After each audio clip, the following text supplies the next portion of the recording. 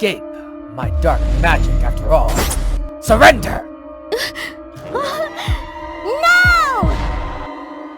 Who's the one who just saved the princess, and what's the story then? Let's find out. In that magical kingdom, there were two close friends named Agatha and Sophie. Unlike Agatha's shy, timid look, Sophie was a haughty lady who loved to read fairy tales and dreamed of becoming a rich princess because she thought her appearance and demeanor deserved more in the lavish and splendid places. However, Sophie would be willing to join anyone who dared to speak badly or touch Agatha, who had taken Sophie with her when her family had the hardest time. One day, while waiting for Sophie to borrow books from the library, Agatha still worked and met a young man who was spending his last few coins to buy food for the poor child. Appreciating his heart, Agatha offered him some food, but was stopped by Sophie. Agatha, we're poor enough. Don't give away our stuff to any strangers like that. I'm sorry. Then let me give it back. No, you just take it and go. Agatha! Sophie, it's just 1 or 2 apples that won't make us rich. Besides, I'm sure if we help people, sometimes they'll help us. Aren't all the fairy tales you read like that? All right.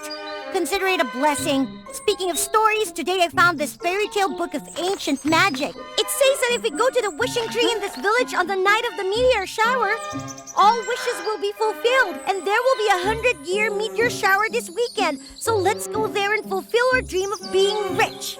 Even though Agatha didn't believe in fairy tales because of her best friend, she nodded in agreement. On that night, no matter what they prayed for, such as gold and silver treasures, large houses, etc., it all didn't come true.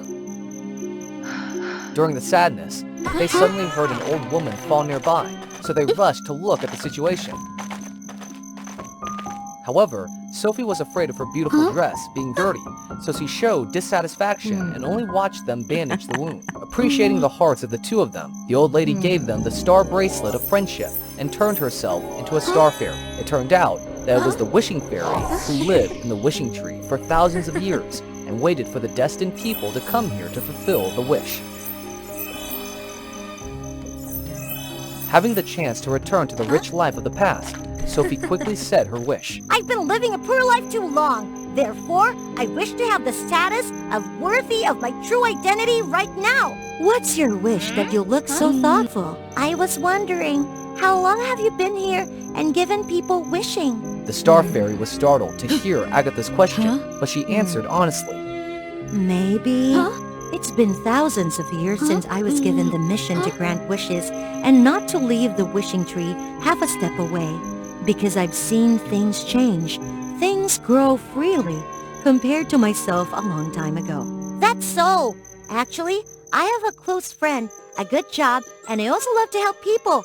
But sometimes I also feel tired and need my own space to relax, freely do what I like. So I wish you would be free to do what you want after all that hard work. The fairy was amazed by Agatha's wish, but she still smiled and fulfilled the wish. When Agatha awoke, she became a princess who lived in a splendid castle. But Sophie was trapped in a witch's house with dark aura all around her. What's going on? Why am I in this weird place? Don't you wish you had the status you deserve? Therefore, being the bride of the darkest witch is for me the best option for you. That can't be. If it's my wish, I'd be the lady or the princess and can't be the bride of darkest witch. Why not? Agatha has a vague appearance, but she has a kind character. But you have a rocky and ambitious character. Very suitable as my wonderful bride.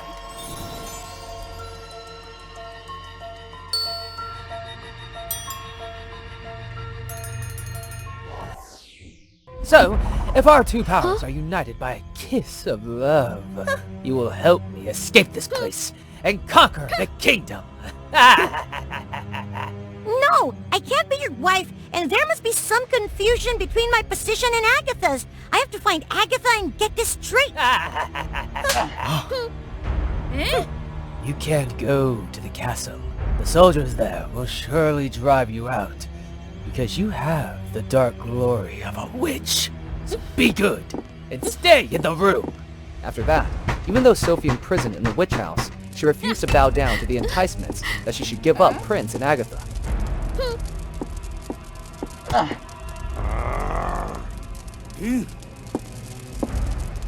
Sophie even tried to sneak out at late night.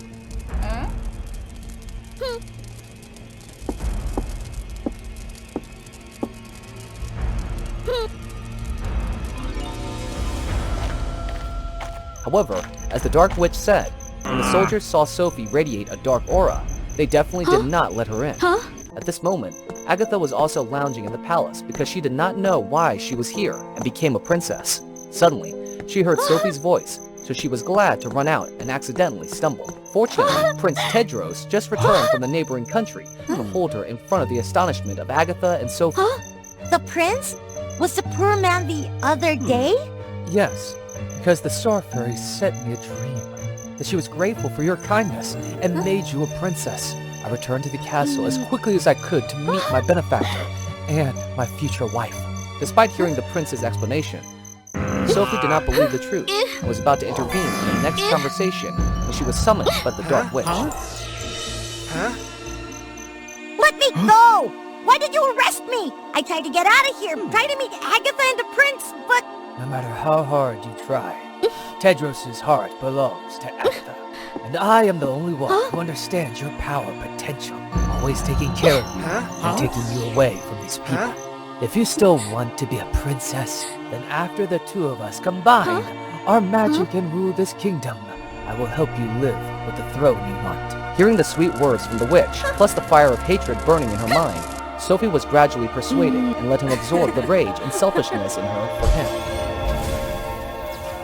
By the time Tedros and Agatha got there, Sophie had agreed to give the witch a kiss and helped him gradually regain his sealed magic.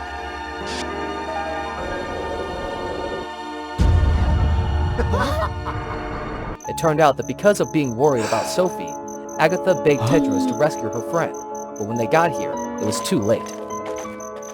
Even if Tedros panicked and attacked the witch, he immediately knocked him down, then fired magic to destroy the entire kingdom.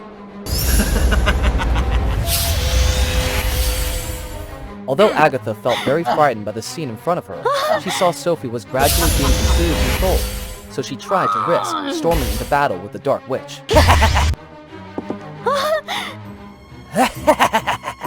Sophie is now completely manipulated by me and has become evil.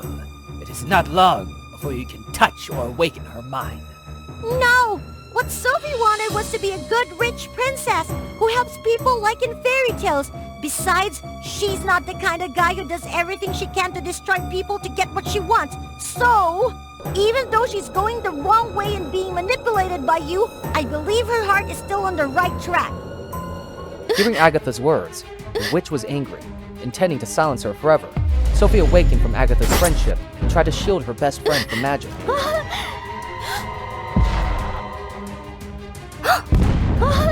Because his magic flick was too strong for the common people, Sophie was slowly dissipated. No, I can't be still again.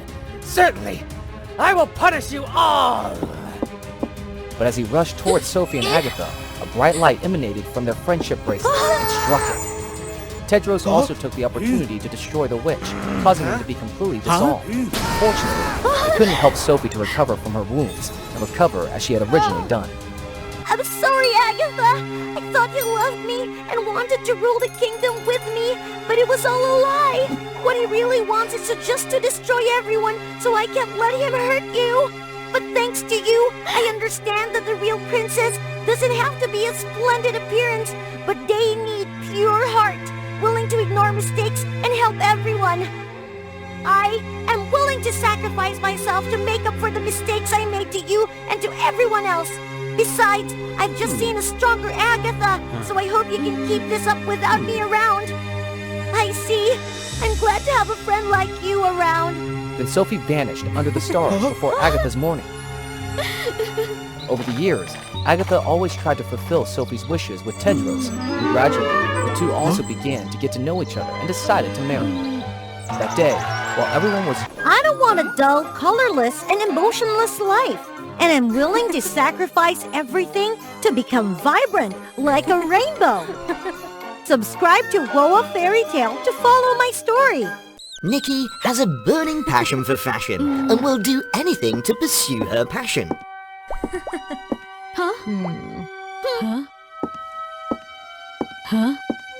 From jobs like a factory worker just to get leftover fabric. And unfortunately, she was falsely accused of being a thief, leading to her dismissal. They said she was poor and a dreamer, unaware of her place in society.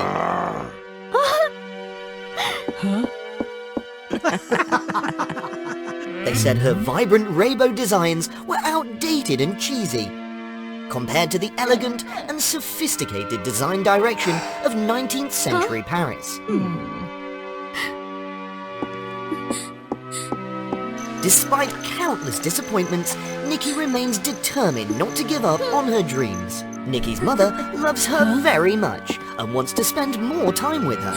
But for Nikki, nothing is more important than her dream.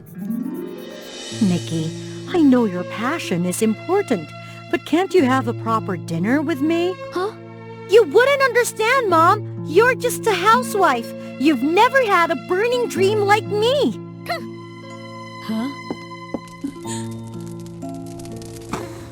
Everything changes one day.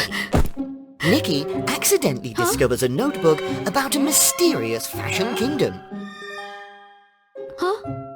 Where she is a princess and her mother is a queen.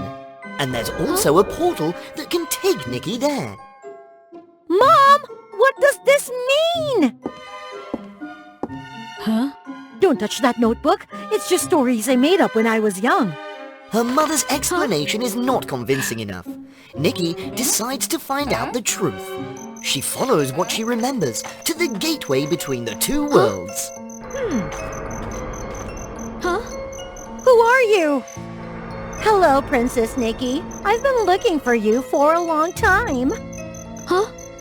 Let's go, Princess. Let me take you to the place where you'll fulfill your great power. Become a renowned designer and freely design the outfits you love. Is this where my talent will shine?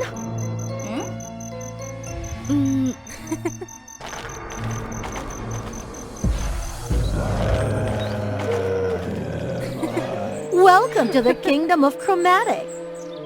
It's beautiful, but who are those people? They are the ones who have been exiled. They have nowhere else to go, so they reside here, a fallen kingdom.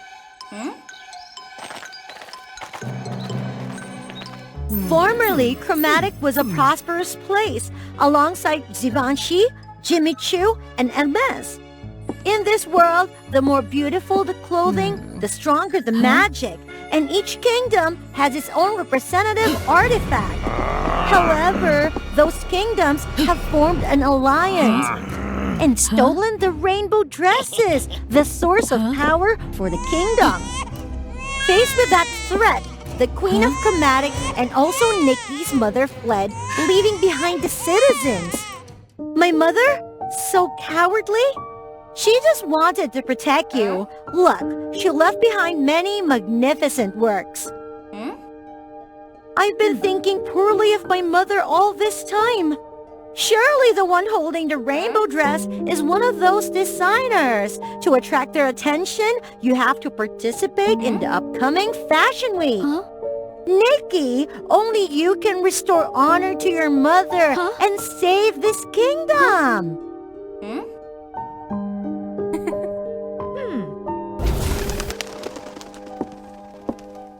She goes to the kingdom of Jimmy Choo first and participates in his shoe design competition.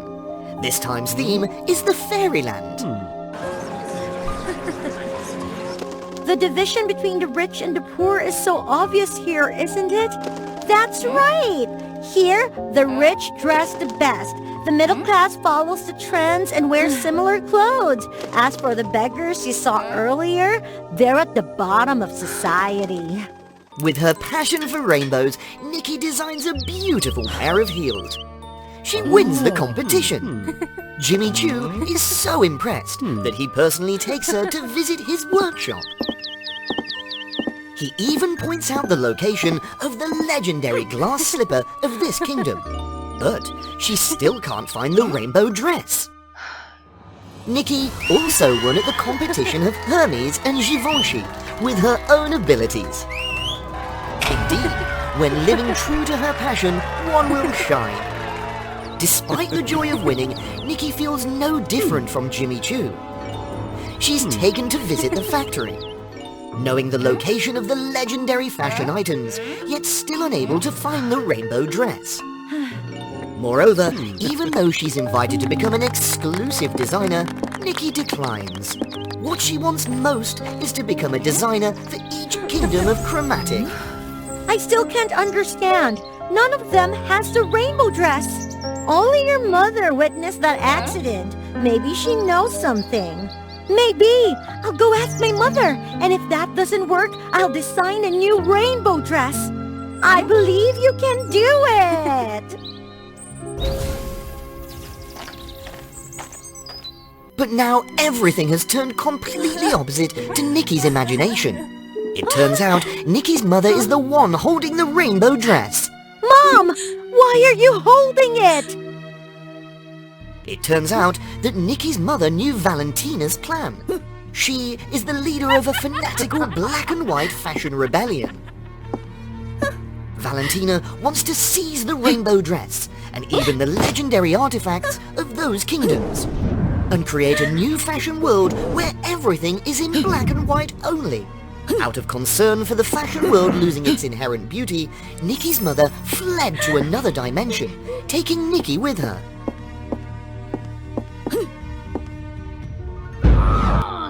In addition, anyone who wears the rainbow dress will gain extraordinary powers, but must sacrifice what they value most. This is also why I never wore it and fought against Valentina. Because what I value most in the world is you, dear Nikki. At this moment, Nikki understands everything. She needed so much courage and love to protect her all these years. Her mother had lost herself in Nikki, hoping that Nikki would fulfill her unfinished life. I'm sorry, Mom. I've been selfish all this time, not understanding you. Suddenly, Valentina appears. Oh, how touching! You wretch! Thank you, Nikki. Thanks to you, I've learned the location of all the legendary treasures. It turns out that before Nikki's mother left, Valentina cast a spell on her notebook. Sooner or later, Nikki would find that notebook and it would signal Valentina of her location. The beggars Nikki encountered were actually the brainwashed citizens of Chromatic by Valentina. Farewell, Nikki!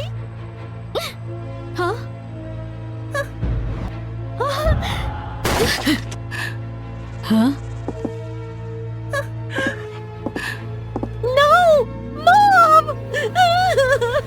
When Nikki arrives, it's too late.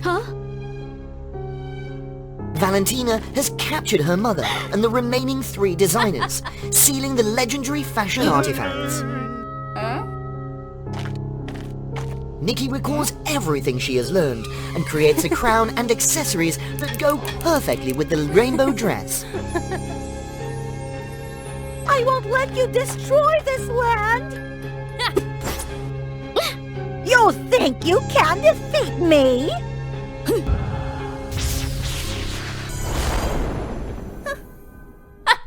Nikki made a bold decision. She accepted to permanently give up the thing she cherished the most, her designing ability. She felt an immensely powerful energy, now enhanced by the accessories she had designed before. Valentina had no idea that Nikki had become much stronger thanks to the suitable accessory. Moreover, Valentina, due to her lack of fashion knowledge and wearing mismatched garments, had weaker magic compared to Nikki. Nikki unleashes a massive spell, defeating Valentina once and for all. As Valentina is defeated, the whole place lights up, restoring the beautiful colors it once had.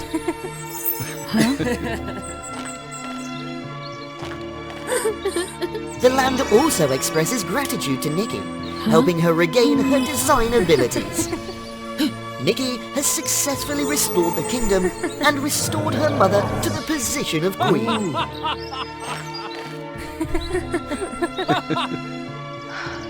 Thank you, Mom, for always supporting my dreams.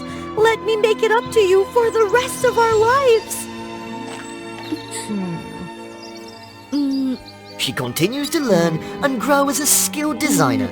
Eventually, success comes her way. Nikki's later designs are warmly embraced by the public. In a certain kingdom, when it comes to speaking of the most beautiful maiden, one cannot help but mention Princess Zoe. She possessed an enchanting regal countenance. Her hair shimmered like a soft stream, a sight that left many in awe. However, contrasting with her beauty was an arrogant and haughty demeanor. Quickly, remove this filthy persons from my sight. Zoe was annoyed by all the poor, wretched, and ugly individuals, making them live in hiding like mice. Until one day, Zoe suddenly fell gravely ill, unable to eat or drink anything. The king, her father, was deeply concerned. He sought all sorts of rare remedies to cure her. Eventually, the princess's condition began to improve. But Zoe realized that her once luscious hair was no longer as beautiful as before. What is happening to my hair? Gradually, her hair fell out completely, leaving her with a bald head. Ah! From a confident person, Zoe turned into a despondent soul, insecure about herself. Princess, be gone! Be gone! Looking into the mirror and seeing her own ugliness, Zoe felt even more despondent. Huh? That's right. I must find Silas, the most skilled sorcerer in the kingdom, to make my hair grow back. And so, on that night, while everyone was fast asleep and no one could see her bald head, Zoe secretly sneaked out of the castle to find the sorcerer. Entering the sorcerer's abode, an eerie feeling enveloped Zoe. What does the bald princess seek from me? I want my hair to grow back. With that attitude, it's impossible. Please, help me. Well, fine. Come with me quickly. Silas led Zoe to a room where there were many sets of wigs. These wigs will make the princess even more beautiful. I'll choose this one. You can't. This one, if worn, will surely bring trouble. No, I will buy it.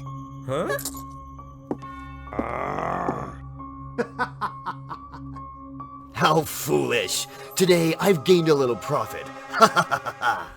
Early in the morning, Zoe happily put on her newly acquired wig. Magically, she looked like a different person, even more resplendent than before. So beautiful. A miraculous hair. Keep your hands off my hair. Get out quickly.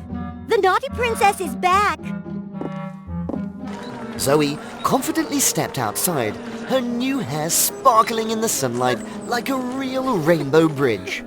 Suddenly, a frail, sickly girl wearing a tattered hat accidentally bumped into Zoe. Her hat fell off. Oh, a bald head. I'm sorry. Please return my hat. If you're ugly, don't even show your face outside.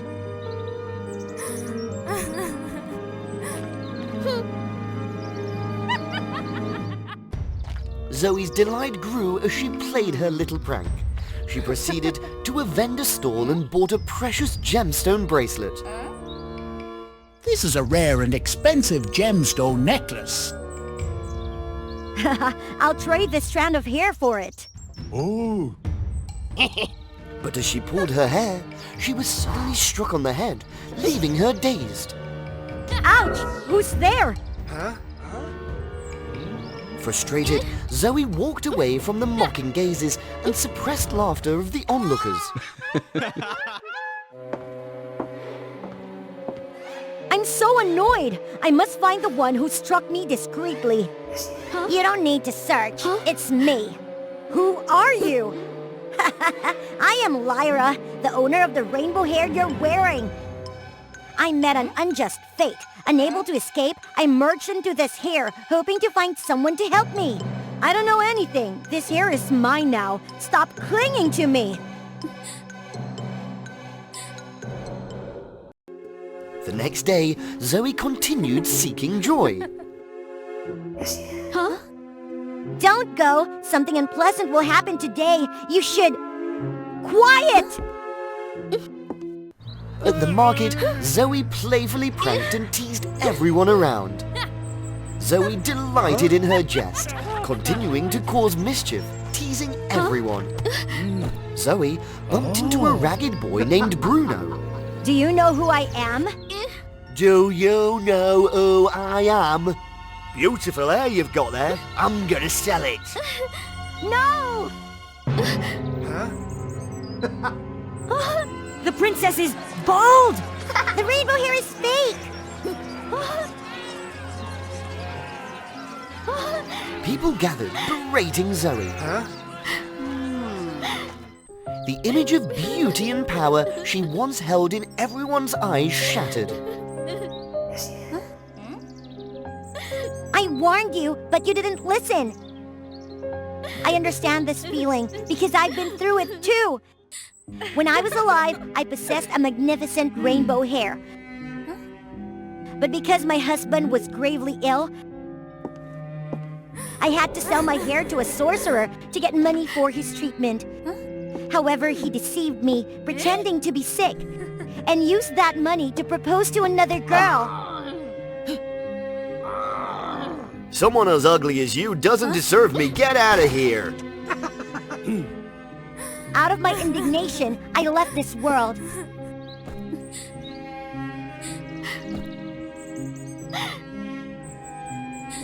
My soul couldn't escape, so I had to enter this hair, hoping to find someone to help me get revenge.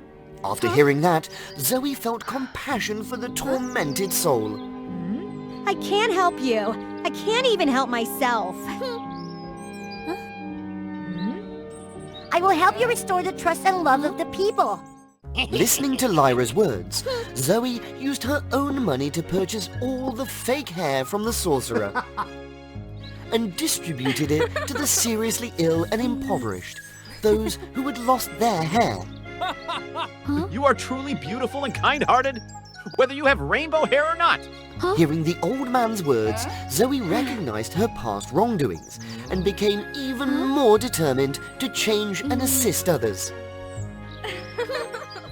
Thank you for helping me understand that the beauty of the soul is what truly matters. Go on, tell me, what should I do now to help you? Lyra led Zoe to the house she used to live in. Looking at everything unchanged, Lyra burst into tears. Who's there? It was Tyson, Lyra's husband. After Lyra passed away, Tyson was also dumped by his new wife. Filled with bitterness, he drowned himself in alcohol, becoming a wretched and deranged person. He saw Zoe with rainbow hair that resembled his late wife's. Lyra! My wife! And him, Zoe! Stop it! Speak up, Lyra. Let out your grievances. I'll help you convey your feelings to him. I loved you so much, yet you betrayed me. You're despicable, not worthy of life. I'm sorry. I was wrong. I truly regret losing you. I'm willing to spend my remaining life repenting. Finally, Lyra managed to let go of the burdens in her heart, no longer plagued by regrets. Thank you. Give it back to you. This hair should return to its rightful owner. To repay the kindness, Lyra shared half of her rainbow hair with Zoe. Now, both of them had rainbow hair, just a bit shorter. It's real hair. Zoe was content, satisfied with what she had. Whether bald or with short hair, Zoe was always... Fairy's kingdom of Lumina was a place that existed between two opposite realms, light and darkness, day butterflies and night butterflies. In the morning light, the day butterflies devoted all their efforts to building and cultivating flowers and grass. With each blooming flower, pollen was produced, nourishing not only the day butterflies, but also preserving the exquisite beauty of Lumina. As night fell, the night butterflies emerged. They carried the noble responsibility of guarding the soul gems and protecting the kingdom from evil.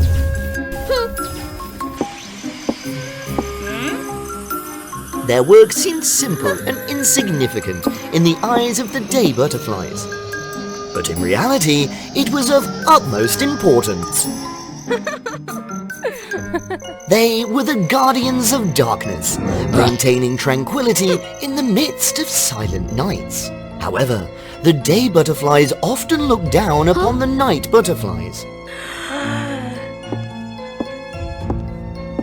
Are you done resting? Step aside and let us work. Hey, don't talk nonsense. Ignore her, Gypsy. They had to live underground while the day butterflies resided in beautiful flower houses.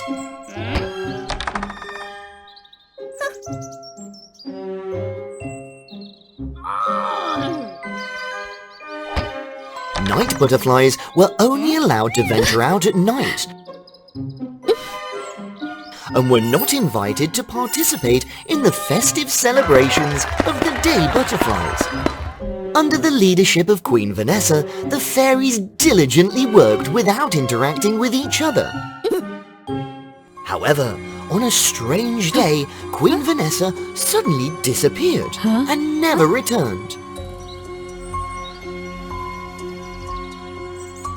What do we do now? We've been searching for Queen Vanessa for the past 3 months.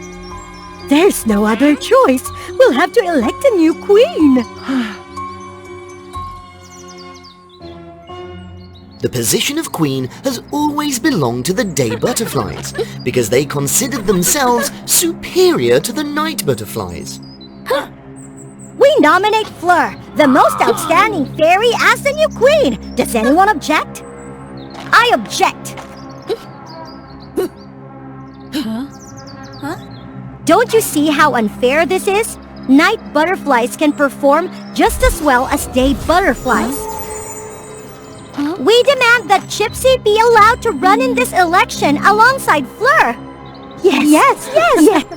Don't bite off more than you can chew. Are you afraid of losing already? But deep down, their eyes still held memories of a broken friendship. Long ago, Gypsy and Fleur were kindred spirits, bound by an inseparable friendship. When we grow up, we will become day butterflies together. Yes, let's always be together. They trained together diligently, honing their skills as butterflies to prepare for the power assessment.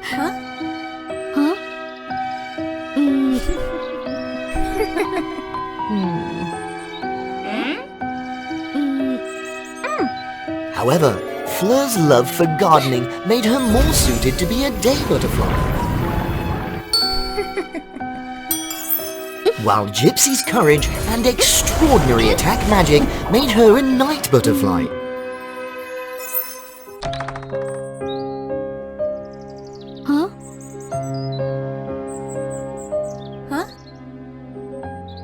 Oh, Fleur, I didn't know this would happen. But due to the change in job nature, the two gradually grew apart.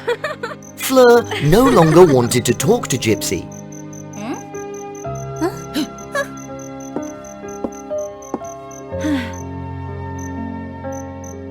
In the end, our promise doesn't mean anything to you anymore, does it? The competition began, and in the first round, Fleur was favored over Gypsy. Let's go. What? Harvesting pollen? That's Fleur's job. She'd definitely do it better than me. If you don't want to compete anymore, then quit. With the exquisite skills of a day butterfly, Fleur effortlessly harvested a lot of pollen, while Gypsy clumsily struggled and couldn't keep up with Fleur's speed. So angry! Ah! Suddenly, a male demon king appeared in the desolate hills. Hello, little girl. Are you facing any difficulties? A demon? Stay away from me! I won't hesitate to strike you. Come on, I can really help you. Do you want to win or lose? Go away! I don't need your help! With her unwavering integrity, Gypsy refused the Demon King and accepted defeat against Fleur in the first round. In the second round of the competition, Fleur and Gypsy were required to defeat a swamp monster living near the kingdom. Gypsy skillfully used her enchanting magic to easily defeat the creature, while Fleur, filled with fear, hid behind a bush. She was naturally timid, only interested in gardening and beauty, so she reluctantly accepted her defeat in anything related to fighting. Seems like you're still as timid as before, huh? You will lose anyway. A butterfly of the night is not worthy of being a queen. Well, with that kind of attitude, don't blame me. Their fate was decided in the final round. However, the organizers once again showed favoritism towards Fleur. In this round, both of you will search for the legendary rainbow beehive. It only appears at night in a secret location. That sounds quite unfair. The daytime fairies are already familiar with the forest territory due to their frequent trading and socializing. As I said before, if you don't want to compete, then quit. It's all right, everyone. I will definitely find the rainbow beehive. How can you find it? You don't even know where it is. Bye-bye. Fleur's confidence stemmed from her prior knowledge of the rainbow beehive's location. Meanwhile, Gypsy felt neglected, filled with anger and despair.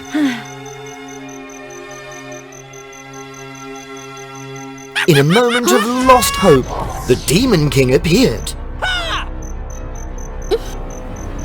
So, do you want to win now? Stay away! By this point, does integrity still matter? Don't you want to change the fate of the night butterflies? You're a brave fairy, Gypsy, and I know that only you deserve to be the queen. All right, just tell me. The plan is like this. I will magically take you directly to the location of the rainbow beehive without the need to search for it.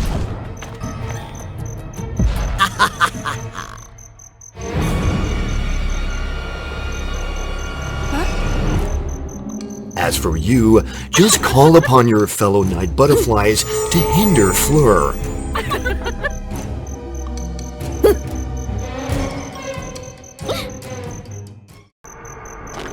Gypsy found herself in an endless green meadow in the sky. It turned out to be an invisible garden.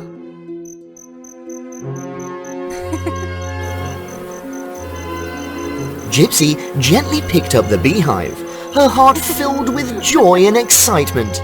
She returned with the hive, unaware of the dreadful event that had occurred.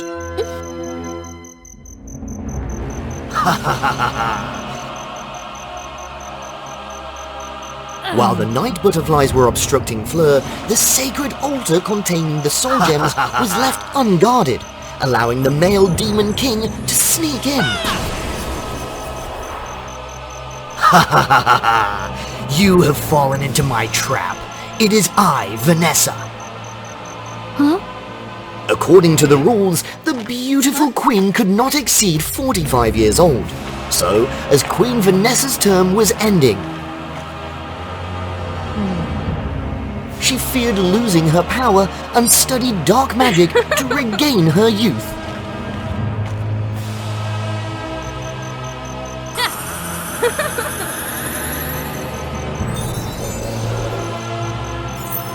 However, due to her lack of mastery in dark magic, during her training, Vanessa became corrupted and transformed into the Demon King. He changed and became obsessed with dark magic, seeking to dominate the world and seize the soul gems of the Kingdom of Lumina. Oh, supreme soul gems, grant me the power to control these fairies. I won't let you get away with this!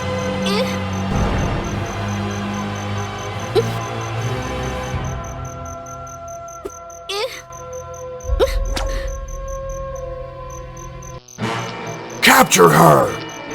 Huh? Huh?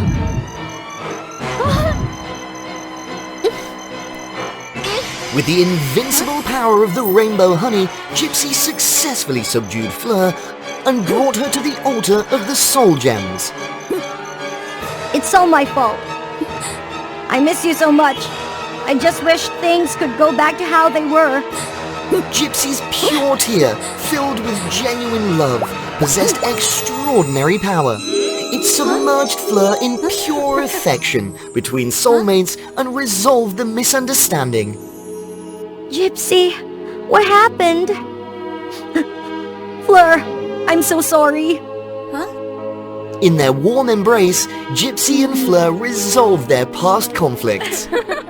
It turned out that Fleur stopped talking to Gypsy because she saw Gypsy growing closer to Lily. Those day butterflies are so arrogant and domineering, especially that little Fleur. I hate them. Huh?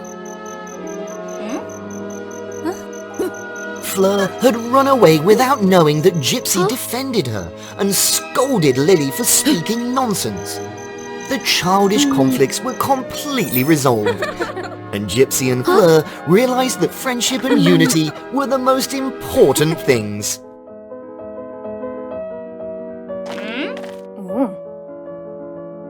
To defeat the power of the soul gems, we need a weapon crafted from the wings of the strongest and most determined female fairies.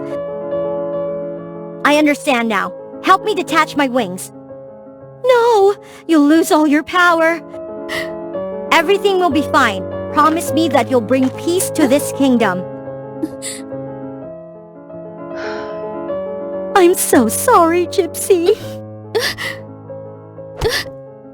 Fleur, live the rest of your life in a good way. Gypsy, please, wake up, please. Fleur's heart was filled with excruciating pain. She had reached her limit. Gypsy's sacrifice couldn't be in vain. Fleur cast away her cowardice. I will definitely defeat him. Fleur returned with the twin swords, ready for the final battle.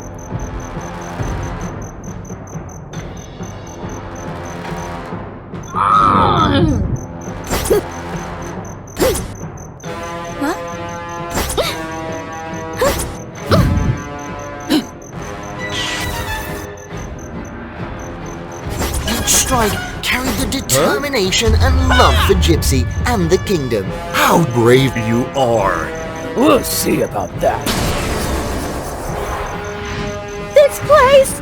I will not tolerate any more darkness! Yeah! The decisive strike from Fleur carried the power and light of bravery. The the Demon King was completely defeated. The fairies awakened from the manipulation. They gathered at the altar of the soul gems.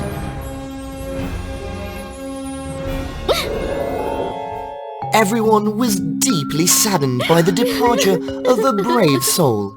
Together, they infused energy into the broken wings. The light from the wings shone brightly, full of hope. Fleur quickly reattached the wings to Gypsy's body, and she was revived. Huh? Everyone's here. Did we win? Yes, we won. Thank you, Gypsy. From now on, you're not allowed to abandon me anymore. Gypsy and Fleur became co-queens, ruling over the butterfly realm. A just society was established, encouraging everyone to unleash their power and talents. Don't forget to... Once upon a time, the planet Pluto was no longer part of the solar system's group of 8 planets. But few knew that on this planet, a modern civilization had been established, surpassing the boundaries of knowledge and technology, even superior to human society. From the very beginning, water was the most precious and vital source of energy for the Plutonians. However, greed and abuse had caused the water on the planet to gradually dry up. Princess Celestia was entrusted with a noble mission to embark on a challenging journey to find water and restore life to Pluto.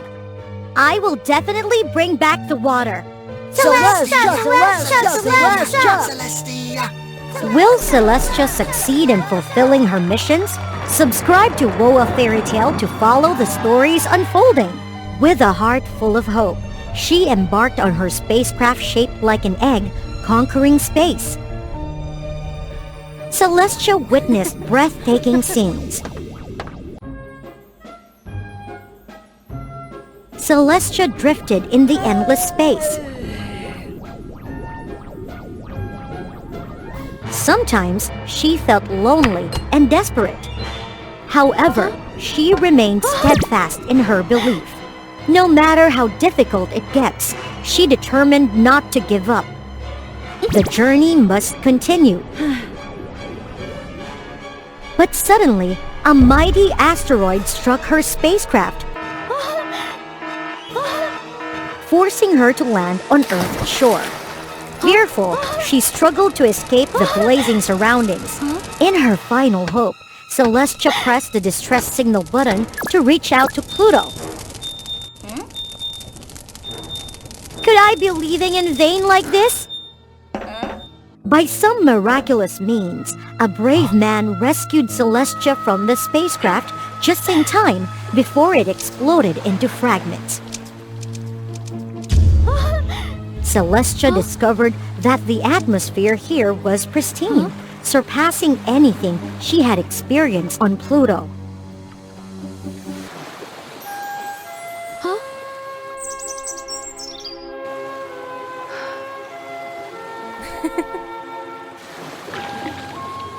You? You're not human? He pondered silently, captivated by Celestia's otherworldly appearance. Her azure skin shimmered like a sapphire, and her eyes sparkled like a miniature universe, leaving anyone who looked at them mesmerized. I will make sure she stays here. Gently, Logan took Celestia into the territory of the Aquaria Water Tribe. It was a beautiful village, lining the sparkling coastline. The curious villagers surrounded her, communicating in unfamiliar languages that she couldn't understand. Who is she?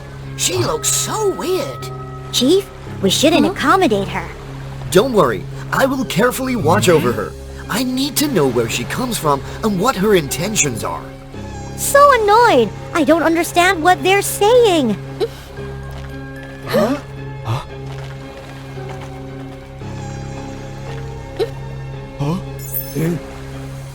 Hey, what are you doing? By activating her telepathic power, Celestia could read his thoughts and understand and speak Earth's language. Haha! Now I understand. So you'll let me explore this land, won't you? Yes, as a research subject. Research nothing at all. Don't expect to learn about my origins. Enough with that attitude. Come on, follow me. Initially, Celestia felt uneasy and uncomfortable. She often argued with Logan because he forbade her from leaving the house.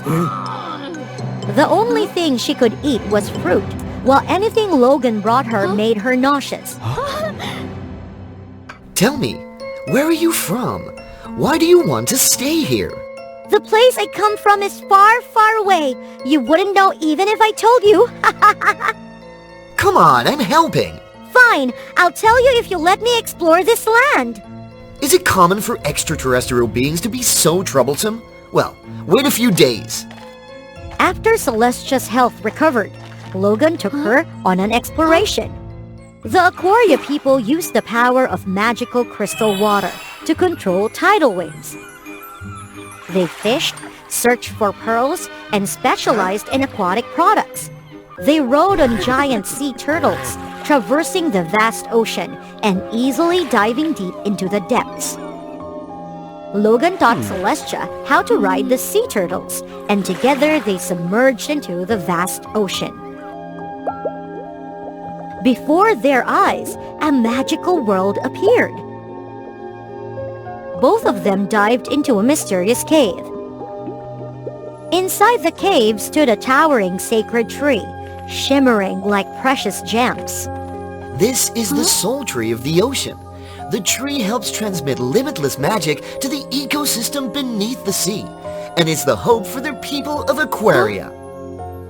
Every week I come here to pay homage and worship the sacred tree. That's fascinating!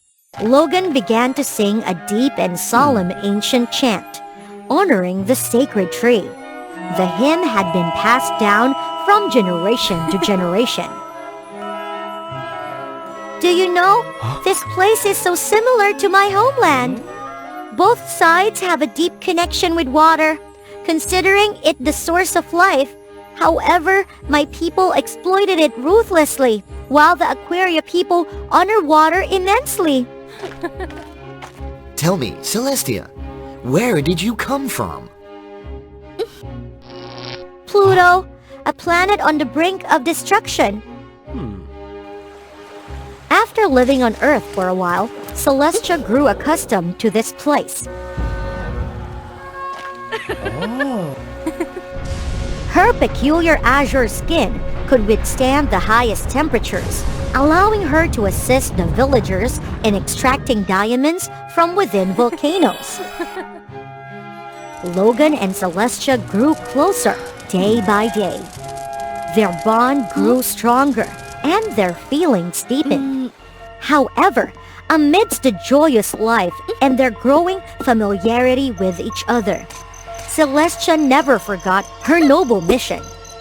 She would soar through the sky, finding rivers, streams, lakes, and magically siphoning every drop of water into her enchanted water squares. Celestia's water theft had severe consequences. Droughts occurred everywhere, and people from towns and tribes in the mountains and forests suffered from severe water shortages, leading to illness. Why does water from an entire lake evaporate overnight? Logan? Celestia, are you okay? Do you want to drink more water? Although fresh water was scarce now, Logan still shared his water with Celestia. He now looked pale and exhausted.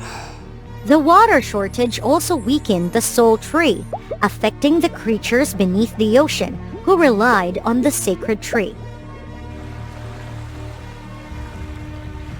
Celestia felt guilty. She reminisced about the memories and her emotions. Celestia realized her mistake. Stealing water from others was not the way to restore Pluto. She couldn't destroy Earth like how Pluto was destroyed. Celestia decided to return the water to the rivers and streams on Earth. So you're the one who stole the water. How could you be so heartless, Celestia? Yes, initially taking the water was my intention. I wanted to bring water to restore Pluto, but I realized this was wrong. I'm sorry, I will return all the water. How can I trust a thief like you? Enough! Leave Earth now! Upon receiving the distress signal, the Pluto warriors arrived at lightning speed, fearing Celestia was in danger. Seeing the lush green lakeshore, their hearts filled with greed to seize all the water on Earth. Celestia, are you alright? Is this scoundrel causing harm? No, I'm fine. Let's see. Oh, it's too little. Listen, I want to abandon this mission. Earth has so many wonders, vibrant colors, and beauty. It doesn't deserve to be destroyed like Pluto. Our princess has been brainwashed by these Earthlings. It's not good. You're a useless princess. From now on, I'll take on this mission. Let's restore Pluto together.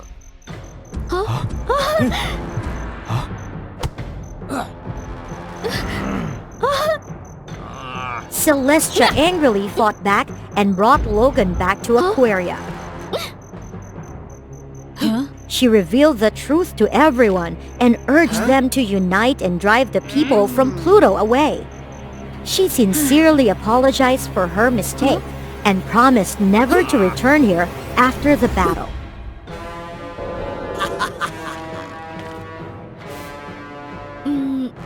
Stop it, Bronx! Let's find another way to restore Pluto together!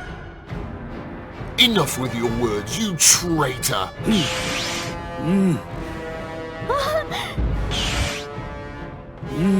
Yes.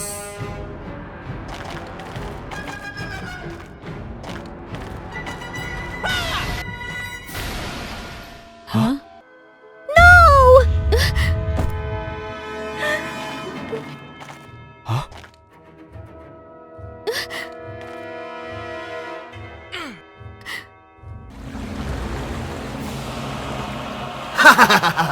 You've lost!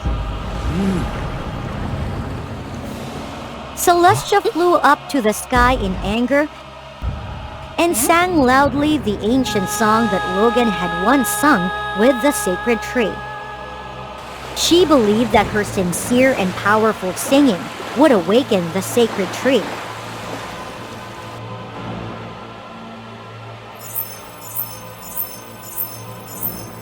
As she wished, the earth began to shake. The sacred tree emerged from beneath the sea. This is the origin of the water's power on Earth? Stay there! You fools! Do you think you can restore Pluto with this foolish trick? To everyone's surprise, the magic tree began to tell the story of Cumbus, the water deity on Pluto, and the younger brother of the magic tree.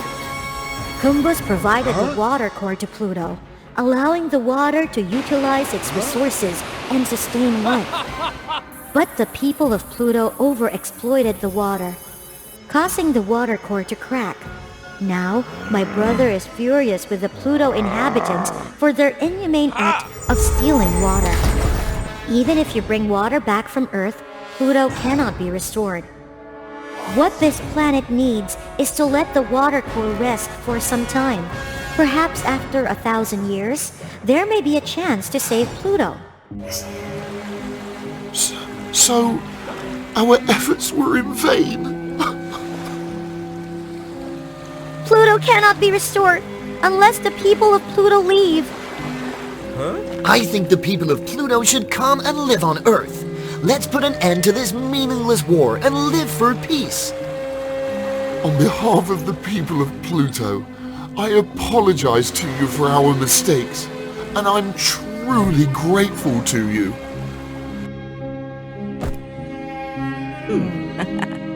Logan, Since I met you, my life has completely changed. You brought me trust and hope. I love you. Welcome to your new home. Celestia and Logan together brought peace to both planets.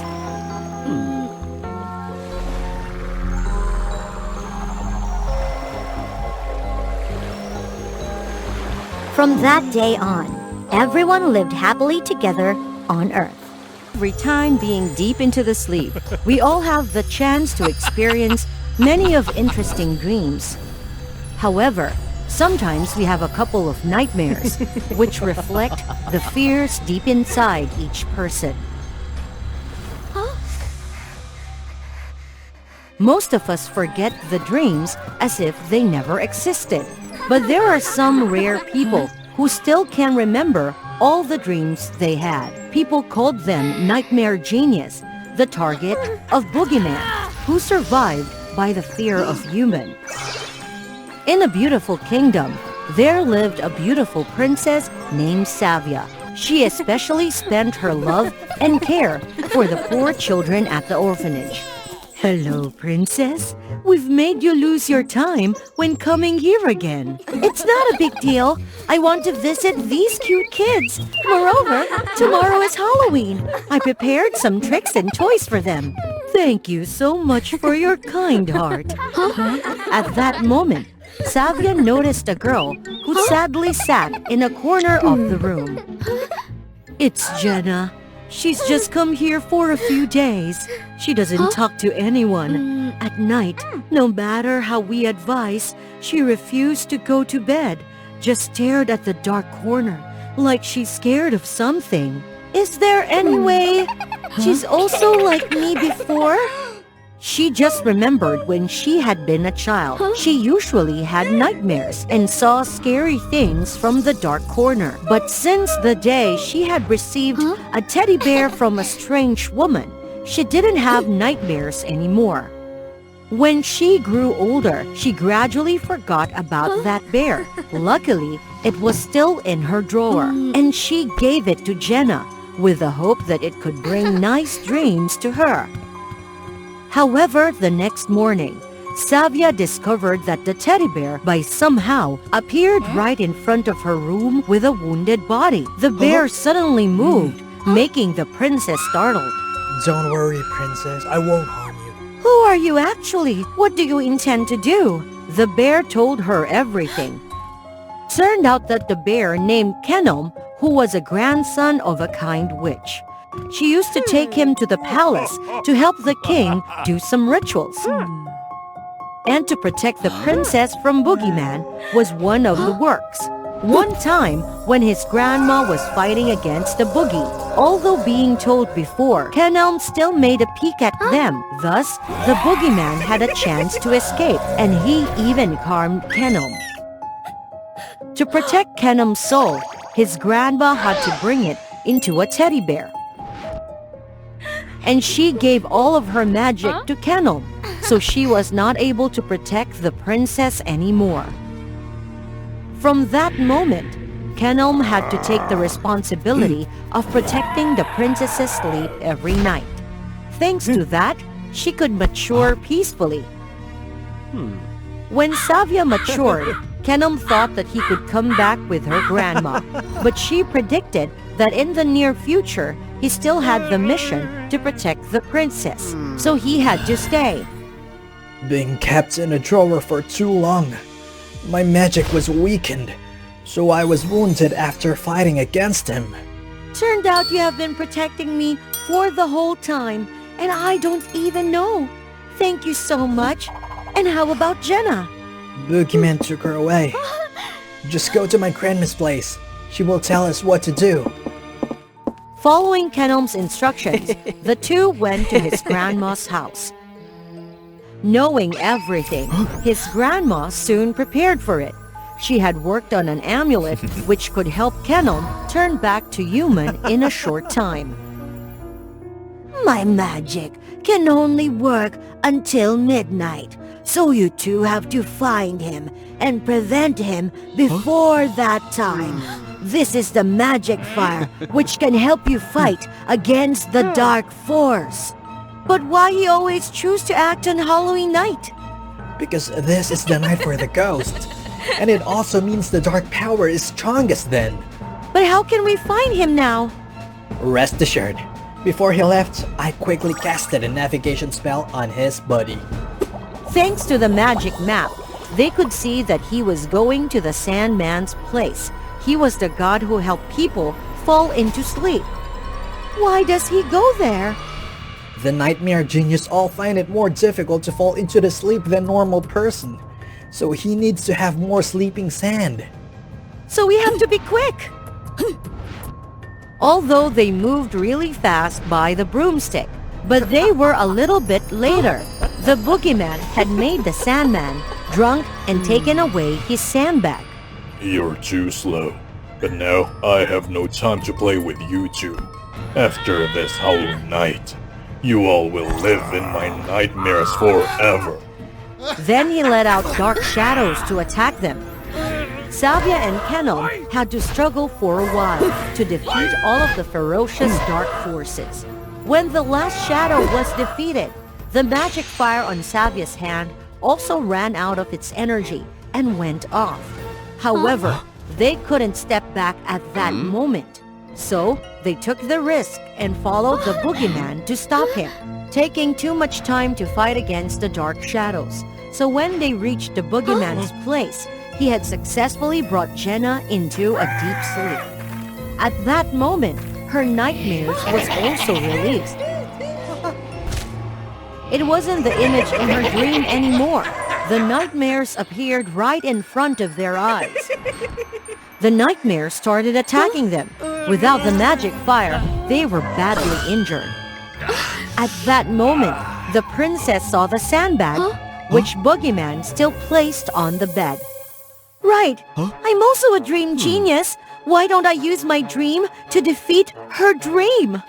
Understanding Princess's intention, Kenom used the amulets to create a firm shield protecting Savia. She rushed to the bed, using sleeping sand to be in her dream. At that moment, Kenom used all of his magic to protect Savia.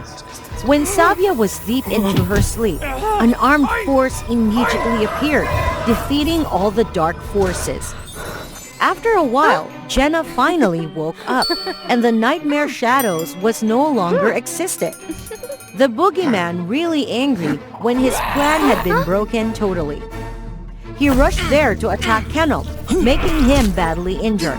Right at that moment, the clock struck midnight. Halloween had arrived. Magic didn't work anymore.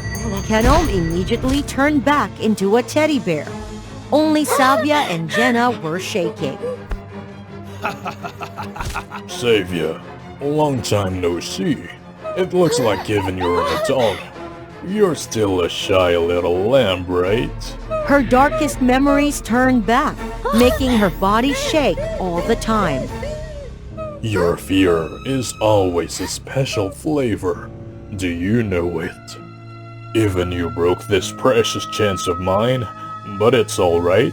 This time no one can stop me.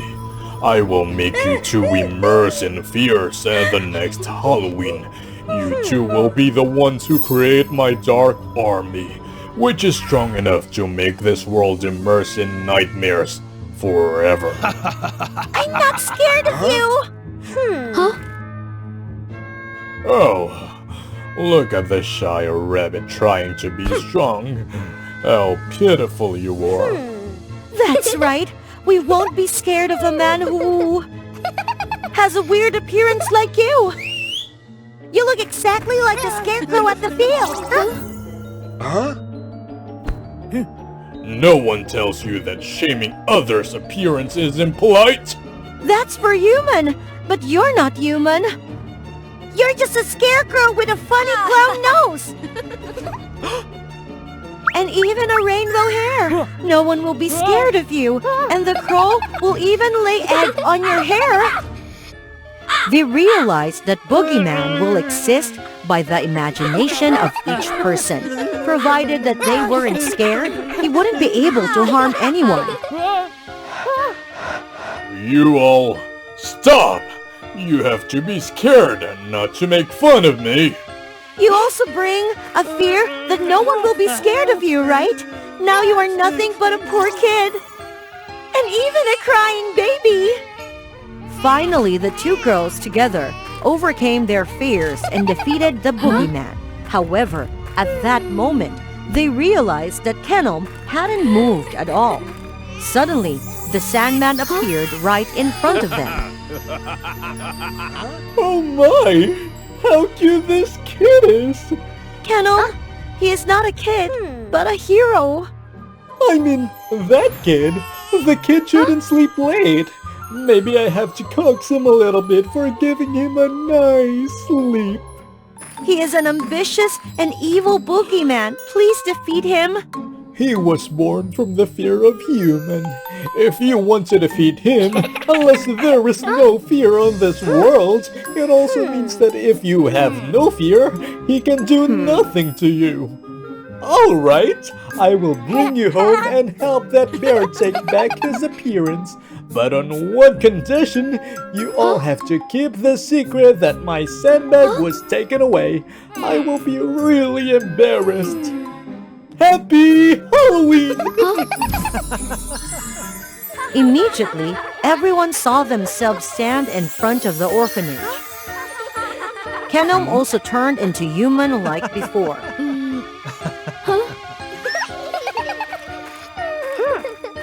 So another Halloween passed in peace and joy. Trick or treat! Come on! Don't cry! Peekaboo! Look what I have! It's your favorite spider candy!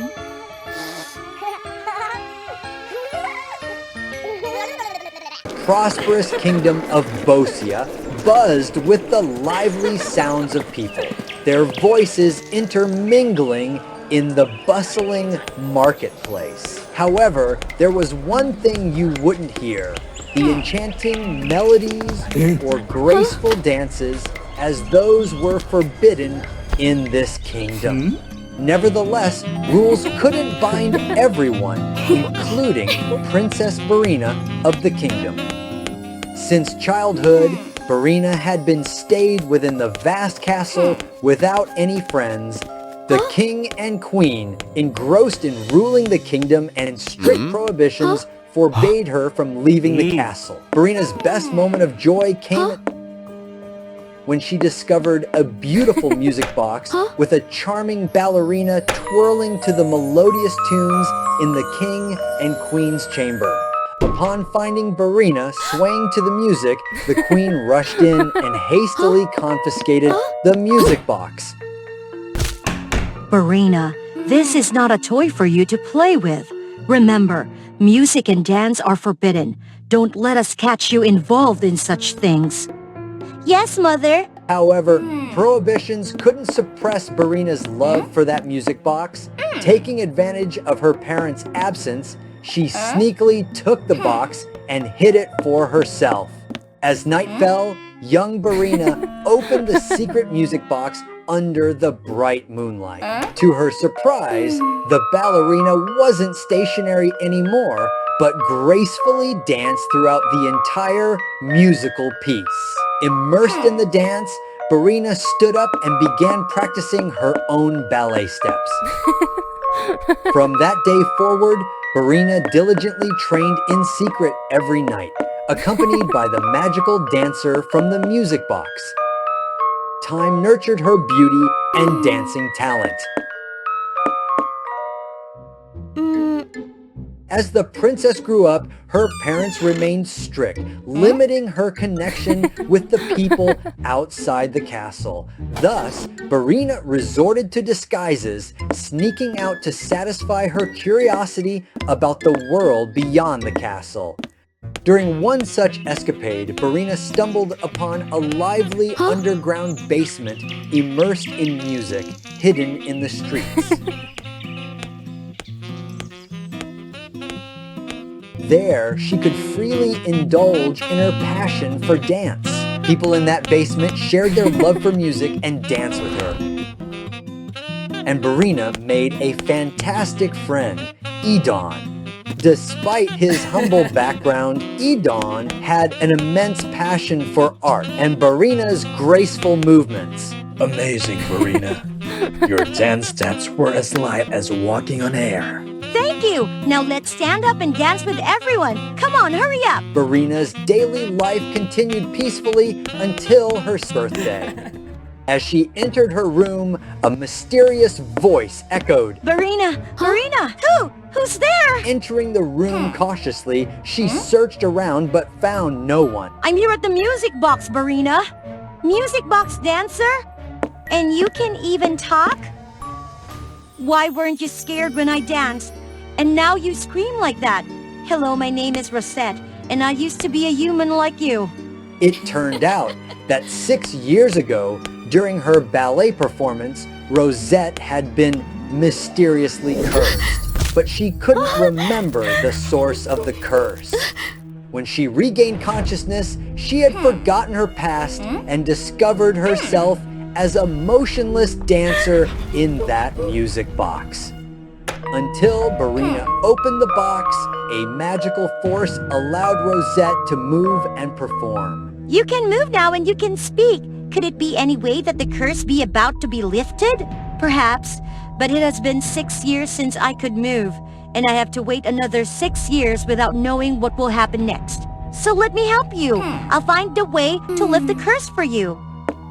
In the following days, Barina focused on searching for ways to lift the curse, but found no leads. Feeling discouraged, Barina sought refuge in the mysterious underground basement to escape the troubles within the castle. Considering Edon a trustworthy friend, Barina shared her princess identity, the cursed music box, and Rosette's story. It's strange, Barina. The king and queen prohibit music in this kingdom, yet they keep a cursed music box in their chamber. You should reconsider that chest for investigation.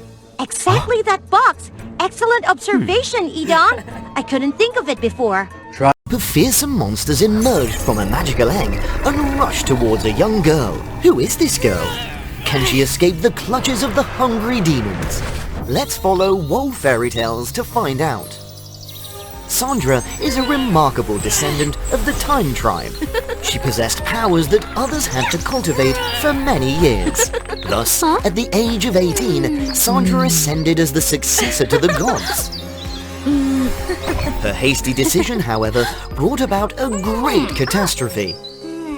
Eager to witness a rare meteor shower, Sandra recklessly created a time loop. Oops, I'm late again. Just one more time.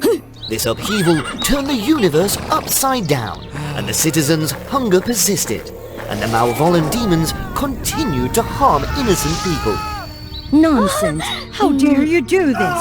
To punish Sandra, the supreme goddess Hera decided to trap her inside a book and force her to live through the same story 1,000 times, ensuring a happy ending with good triumphing over evil. Wait! One story?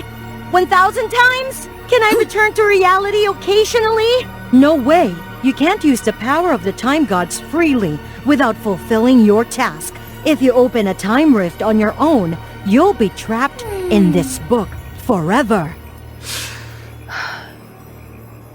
In the story, Sandra played the role of a mysterious warrior who helped the king defeat the shadowy sorcerer to bring peace to the kingdom. She lived through 500 repetitive days. As the 999th repetition of the siege approached, Sandra grew tired of the endless cycle. Luckily, I completed 999 rounds. Only one more loop and I'll be free. the final loop began officially. With the experience from previous cycles, Sandra quickly discovered the hiding place of the shadowy sorcerer. However, he appeared slightly different in the last repetition. I told you, I'm not a sorcerer. Oh really? You're also quite handsome. So who are you then? I am Tristan, a disciple of the goddess Hera, who had come here to capture the demon king Brian.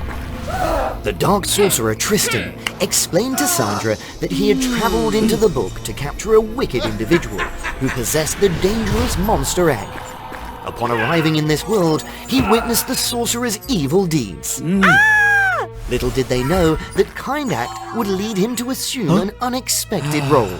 Please believe me, Time Goddess Sandra.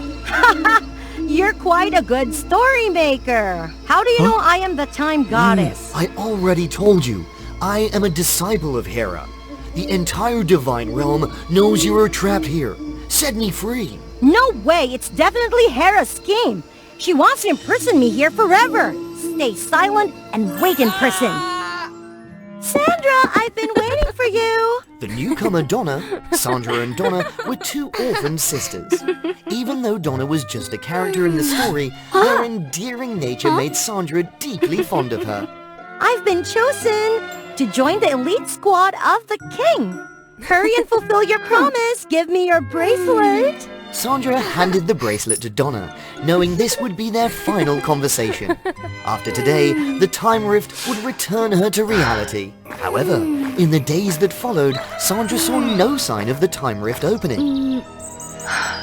While the story continued with Donna entering the palace.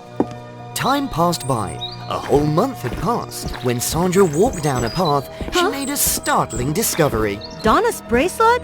How did it end up in that person's hand? Concerned, she stealthily mingled among the crowd. The king was welcoming new recruits with a grand banquet.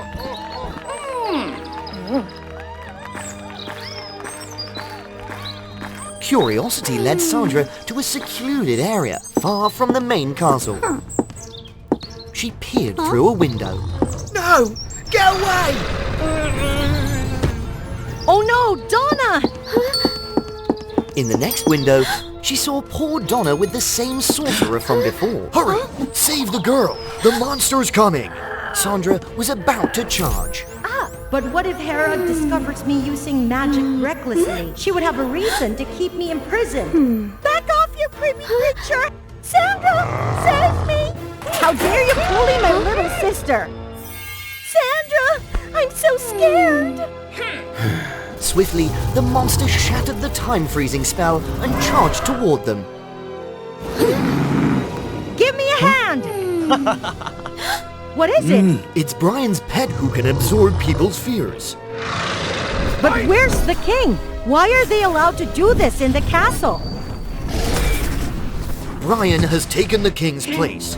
Now, the king is the demon I've been searching for. It turned out that Brian had harmed the king. Usurped from the throne and called the people to the palace under the guise of selecting elite soldiers. He used the three-headed monster to collect their fears and grow the dangerous monster egg. That's the monster's egg? Once he hatches, thousands of monsters will be unleashed. Moreover, Brian will gain immensely powerful magic. The tables have turned. To escape from this book, you must capture Brian. Don't even dream about it. If it weren't for Tristan and Brian's appearance, Sandra would have easily gotten out of this book. She wouldn't have gotten involved in this trouble. Sandra, many others are still trapped. Please help them. Donna, worry about yourself first. Deal with Brian yourself. I will have a word with the goddess Hera. Lost in her anger, she failed to notice the danger approaching. Sandra! Donna! Oh, Donna! Save everyone! Promise me! Greetings, esteemed guests. As it turned out, earlier at the main palace, Brian had discovered something peculiar. And the three-headed monster had been kept in the dungeon for a while, but the monster egg had shown no sign of cracking. Thus, he went down to check on it. Oh my dear, I had to expend so much energy to revive it from the egg. No worries. If I know this old, worn-out book contains a deity, there's no need to bother collecting the tiny drops of fear from the common folks. You wicked fiend! I'll seize the fears of whichever time goddess you're in love with.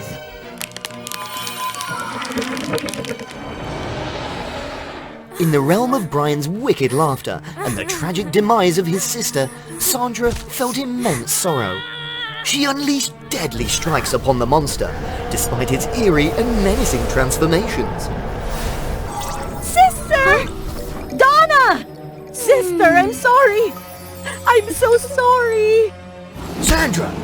It's just an illusion! Sister, save me! No! Sandra fell into the trap, allowing her own fears to surface. She noticed Tristan exhausted, while the swarm of monsters increased with every passing moment. Sandra knew that, in a little while, Brian would finally possess the magical source he craved and the formidable army he desired. Sandra faced a difficult decision. Defying the forbidden act proclaimed by the stern goddess Hera, she deliberately opened a time rift. Tristan, bring him back to reality! No, Sandra! Hurry! Though unwilling, with a fate hanging by a thread, Tristan exerted all his strength to pull Brian into the rift. Simultaneously, the egg hatched, revealing the coveted power Brian had sought, and a swarm of demons emerged. While Brian faced his punishment and the magical source decimated over half of the monstrous army, Sandra was left confined within the pages of the book forever, as she had committed a grave offense. Wow, the goddess of action remains steadfast. Why are you here? I've come to escort you out. As it turned out, the goddess Hera had pardoned Sandra for her instrumental role in capturing the demon lord Brian. But many of the creatures from the eggs remain undefeated. They've already been taken care of. Brian himself remained behind to deal with the horde of creatures he had unleashed. Can we believe him? Fear not. Look. To ensure Brian did not resort to mischief, the goddess Hera had dispatched a supervisor, none other than Donna, the kind-hearted girl who had been resurrected, though she lost her past memories. Tristan led Sandra out of the book. The demon lord struggled to keep up with the chaos he had created. Once upon a time long ago, darkness engulfed the world, and daylight only existed in the Valley of Dawn. The Light Tribe, weak and gentle, had to hide here to avoid the dangerous darkness that covered the world. In contrast to the Light Tribe was the Dark Tribe, and the mightiest warrior of the Dark Tribe was the warlord Darwin, who had been battling for 1,000 years.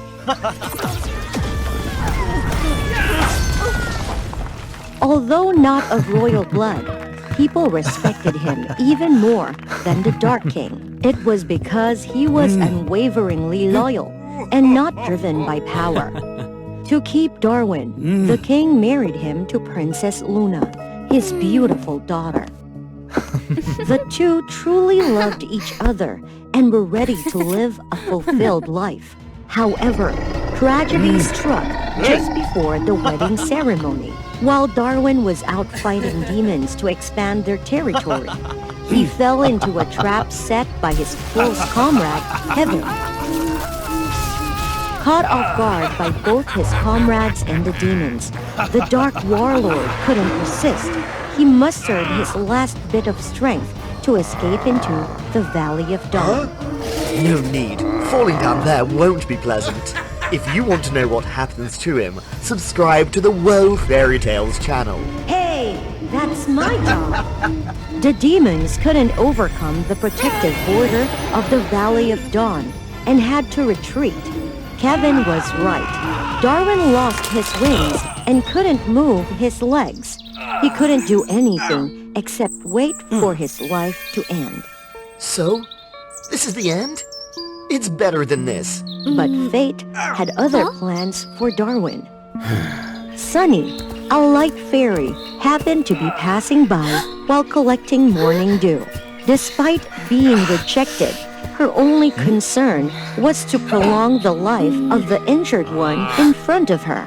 Drink this morning dew and you'll feel better. To the point where the weak light fairy even dared to share her dew with Darwin. What are you doing? Leave me alone. Just a little longer, and your friend will come to help. I never expected to be carried by a weak fairy like you. I'm a stranger. Why don't you just leave me be? A stranger who doesn't know you? You're the Dark Warlord Darwin. Your fame echoes throughout the Valley of Dawn. You're the only Dark Warrior who never looked down on us. When the light border weakened, it was you who helped us drive away the demons.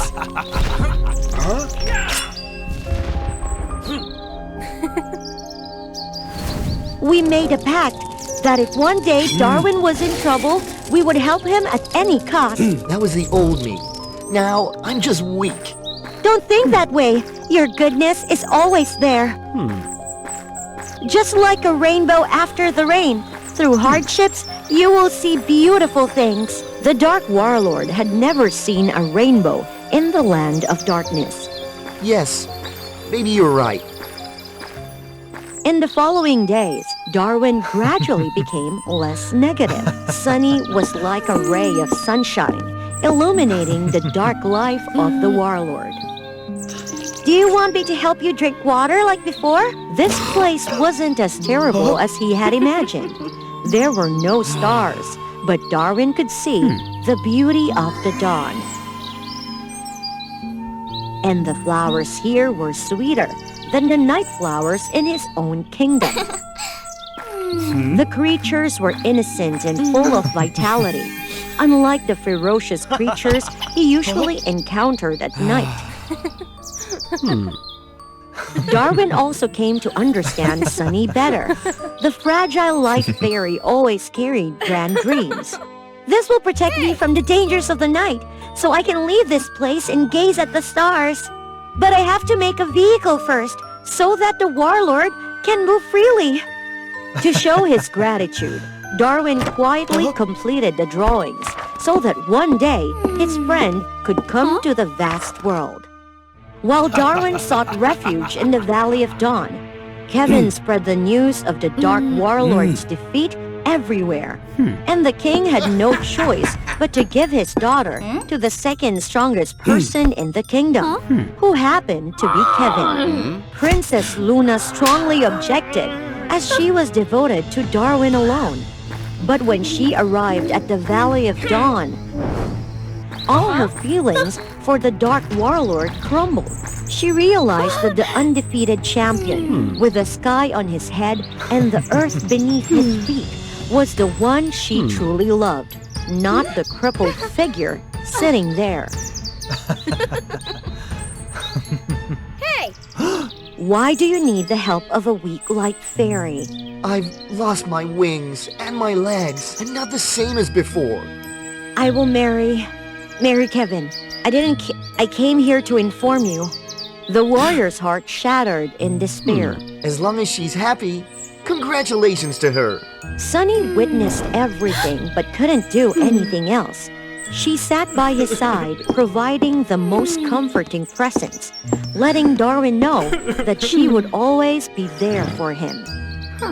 These flowers, they are truly beautiful. Yes, they are always like that. In the following days, they acted as if nothing had happened. Sunny no longer spoke much about leaving the valley. Both of them continued their peaceful lives without disturbances.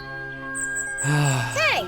And their eyes spoke volumes, indicating that something had changed between them. Everything would have remained calm if not for... The solar energy is weakening again, and the demons will break through the barrier. We need to finish your vehicle.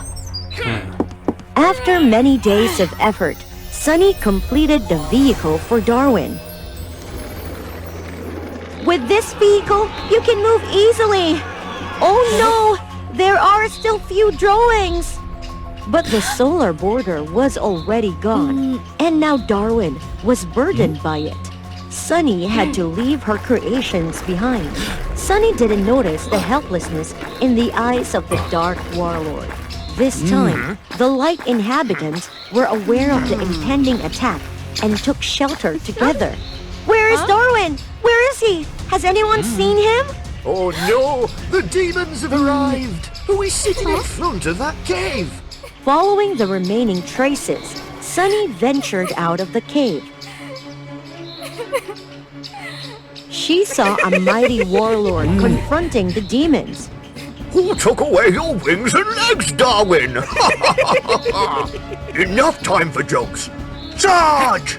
But somehow, despite their combined strength, the demons couldn't defeat the scarred Dark Warlord. It's impossible! last time. This time, I don't have any allies like before to help you.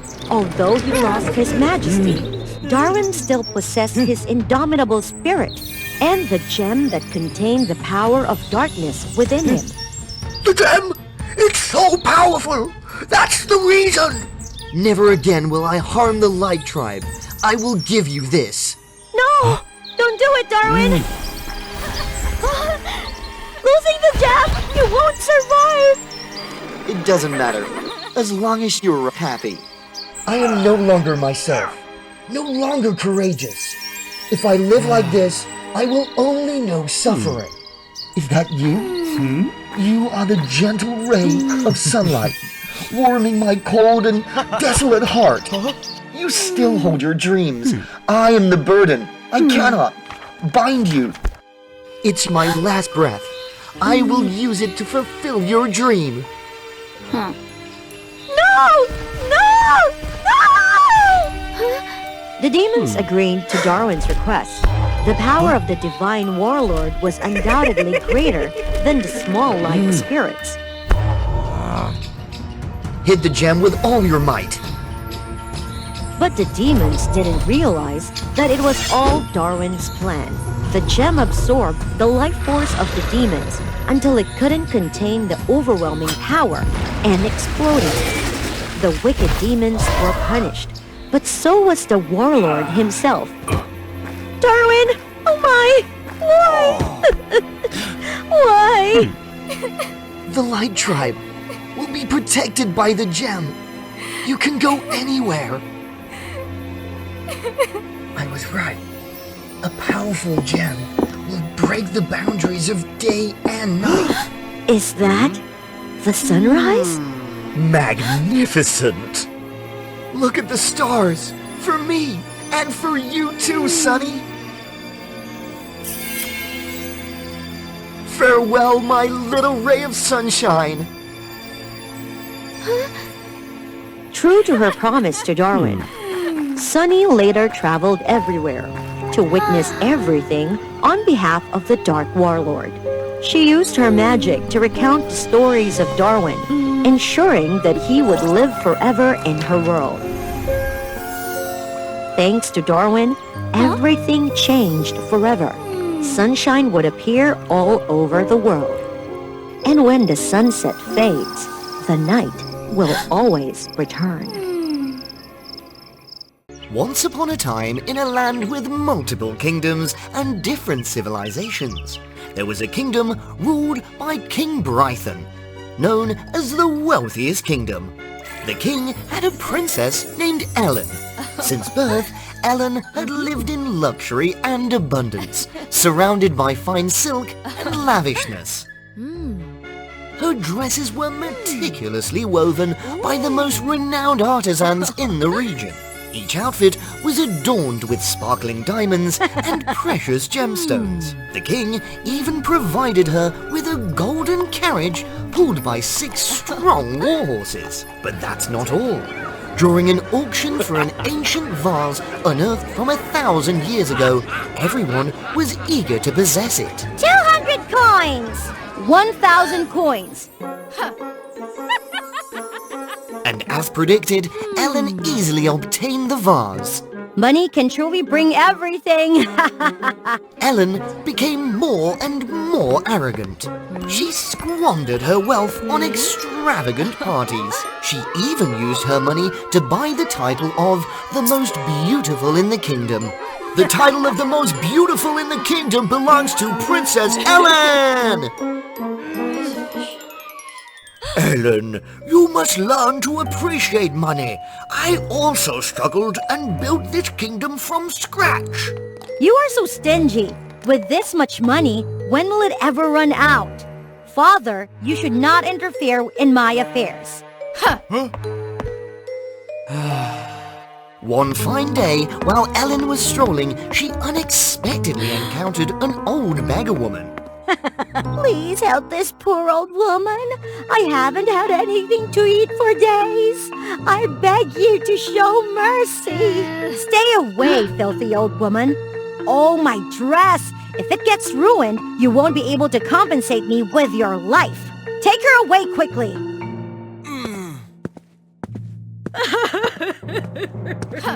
On her way back to the castle, Ellen still seethed with anger over the recent misfortune. This is so frustrating.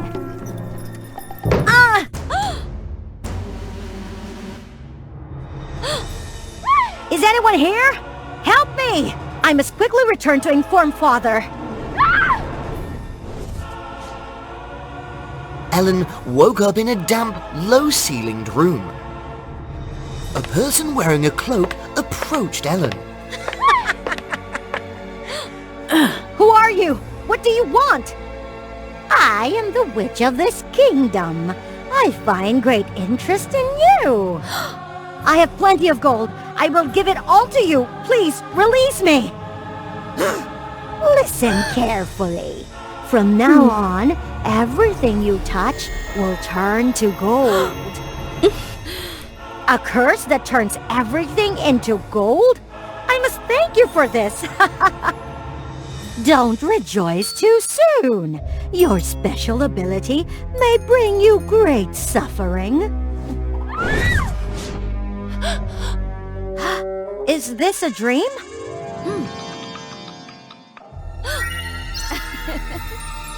Haha! This is awesome! The witch didn't deceive me. At that moment, the king worried about Ellen's disappearance. Father, I have returned. Do you know how much I've been worried?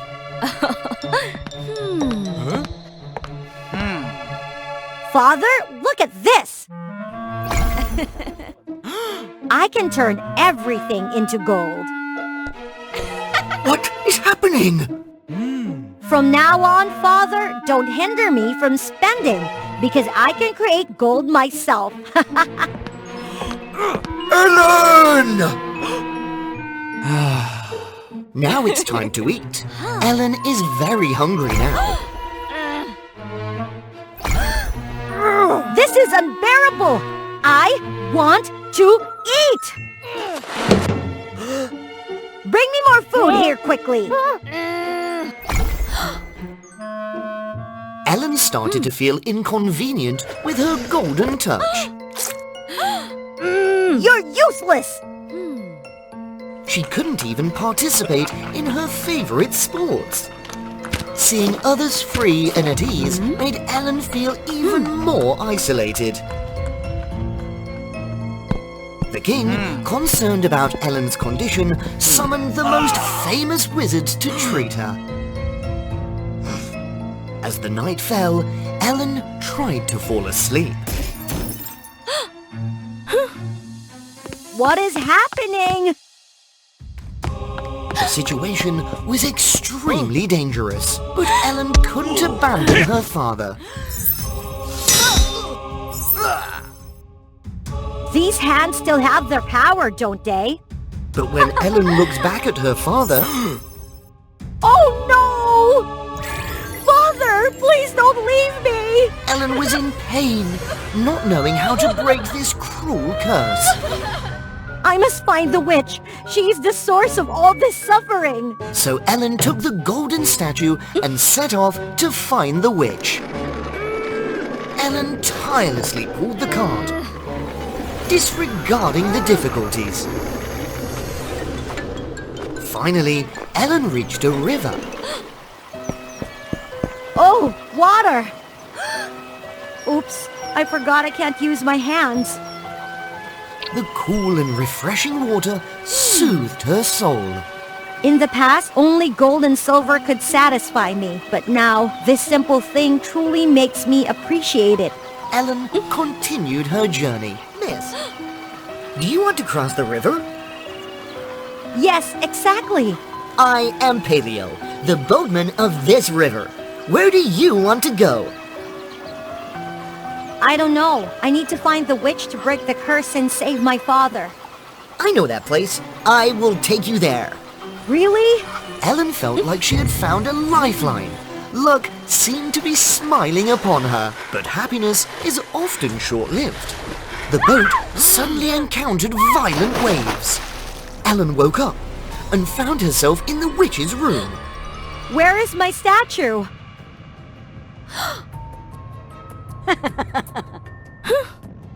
Give it back! Congratulations! You fell into the trap! Ellen couldn't believe that Paleo was actually the witch's henchman. Please, return the statue to me. I'm willing to give up everything. Ellen was puzzled, as this face seemed familiar to her. You are? Yes, I am the beggar woman whom you heartlessly refused to help. Exhausted, she fell into the hands of dark forces, who took advantage and possessed her body, turning her into the wicked witch she is now. I am the cause of your pain. I apologize for my arrogance, and I truly regret my actions. I have paid a heavy price. Please, help save my father. But that didn't soften the heart of the witch. No! Ellen truly overcame her selfish and petty nature to sacrifice for her family. As a result, the curse no longer had any effect. Destroy her quickly!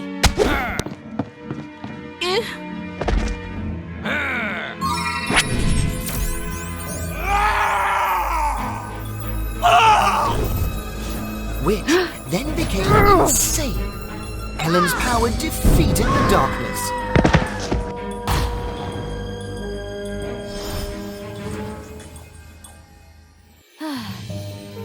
Ellen's power defeated the darkness. I apologize for hurting you. From now on, I will spend the rest of my life caring for and making amends to you. And another miracle occurred. Father, I'm sorry. I'm glad that my daughter finally realizes the true value. From then on, Ellen no longer acted spoiled or wasteful. Instead, she became a princess with a golden heart. Kingdom is home to dangerous natural pitfalls of thousands of insects. The plants only need a little testing to take their lives. And in particular, all the animals that have never been tamed the most brutally are concentrated. Allie, stop! But no one knows that the owner of this forest is also a bully, a very beautiful human girl. How many times have I told you? It's hard for people to show up. Don't scare them.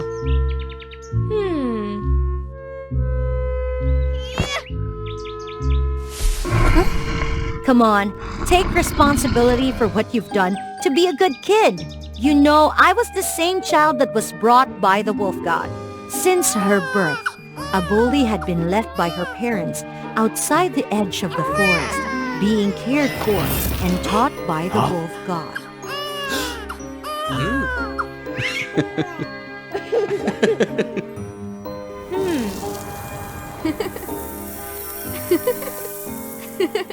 As if she was a part of it.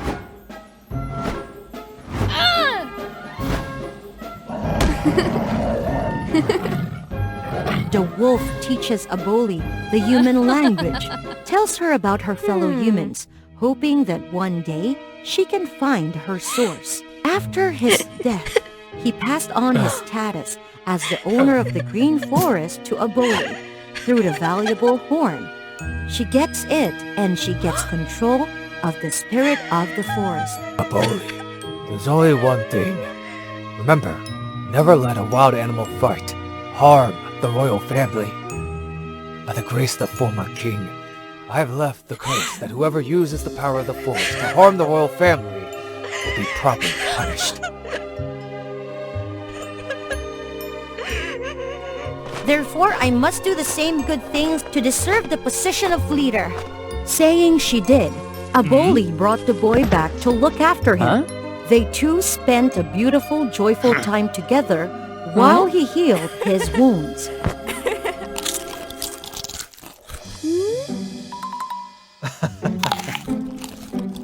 Aboli taught him how to survive, made him gradually integrate into the wild. On the contrary, he also taught Aboli how to calculate, write letters, tell stories about urban areas and luxury cities. Through his story, Aboli gradually intrigued, dreaming about the mysterious land where there were people like her. The time is limited. The young man needs to return home. Come on, don't cry. I'll definitely come back. When you've solved the math I left you, I'll come back and bring you a big gift. Although she did not understand that it was love, she still knew her longing and anticipation for him very much. Is it true, Ali? Yes, well, I must reward you. When he came back, it turned out that the young man was Aiden, Prince of Dawn. He wanted to bring Aboli back to civilized life, away from the old forest where she grew up. I like you very much, but this forest needs me. I can't leave. Since the death of the wolf, the hunters have appeared. The wild beasts have been murdered. Boli, become my wife. You can still protect the jungle with a no-hunt agreement. Receiving the promise that her people would be safe, Aboli also loved the prince and wanted to learn about the life he was born with, so she agreed with the prince to leave. Unlike Prince Aiden, everyone in the royal family doesn't recognize the girl's true self. They made Aboli change, become like them, from eating, standing, basic behavior, to very cumbersome rituals. Unable to fit in, Aboli was extremely sad, miserable. She even tried to hide her being bullied and treated unfairly by the queen and the princesses so that the prince would not be disturbed. Boli, I want to tell you something. Well, you tell me. It's just dust in my eyes. There's something I've hidden from you. In fact, my father wanted me to marry the princess of a neighboring country to reinforce the military. The promise of protection of the evergreen forest was because he thought you have unparalleled power. I know, people don't like me. Aiden, will you leave me to marry someone else? No, of course not. There's actually still a way. Just what? Just tell me. Robbery rages. The prince who is capable of rebellion will receive a favor from the king. If I can afford to do that, then we can definitely be together. It's just a pity I'm not the queen's own son. No backing, military power, it's hard to get that favor. Witnessing the lover in bad mood, Aboli thought that sooner or later everything she had would belong to him. She gave the prince the ore necklace, which could move the wild animals to become an invisible army. On the day of the destruction, the princess carried empty trumpets. The soldiers held their hands, and Prince Aiden was laughed at because he was alone. Hey, my brother! Where's your guardian? If I were you, how could I ride a horse and walk around and destroy the rooster in the house and say nothing of the robbers?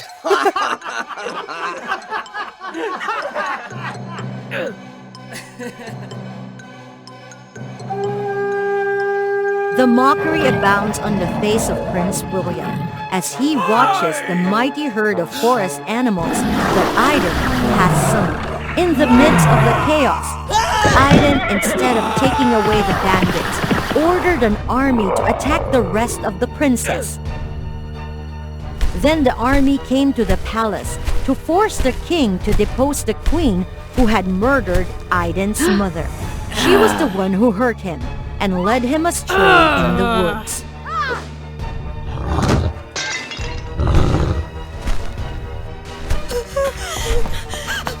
No, Ali, stop! Aiden, do not use the power of the forest for bad! Give up your hatred, please! Bad thing? Isn't she the bad one? My mother didn't have any fault for being so abused by her. Is it a crime to be of inferior origin? Do you know how painful it is to watch your dearest disappear in front of you, Aboli? I can't forget my dreams. A little more, just a little more, and after 10 years, we'll finally be able to sleep. Iden could not see the danger from behind as William coldly climbed up the rope, pointing the arrow at him. A bully just pushed Iden out, and she was hurt.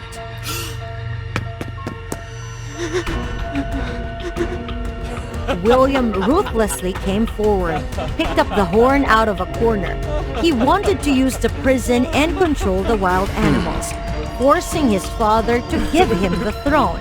Bull, open your eyes to me. I'm sorry, it's all my fault. It's all my fault. Thank you. Open your eyes. Don't sleep. Don't cry, Aiden. It's good that you're not hurt. Don't take revenge. Revenge, you can't be happy either. You're right. I was blind. My hatred has hurt you. The one I love most right now. Don't abandon me. As long as you're okay, I promise I'll let it all go. Shall we go back to the forest? Okay? Okay, I'll try. Before that, please destroy the horn and free the wild animals so that they are not taken advantage of by bad guy. Agreed with Aboli's request. Iden wiped his tears, drew his sword forward forcefully.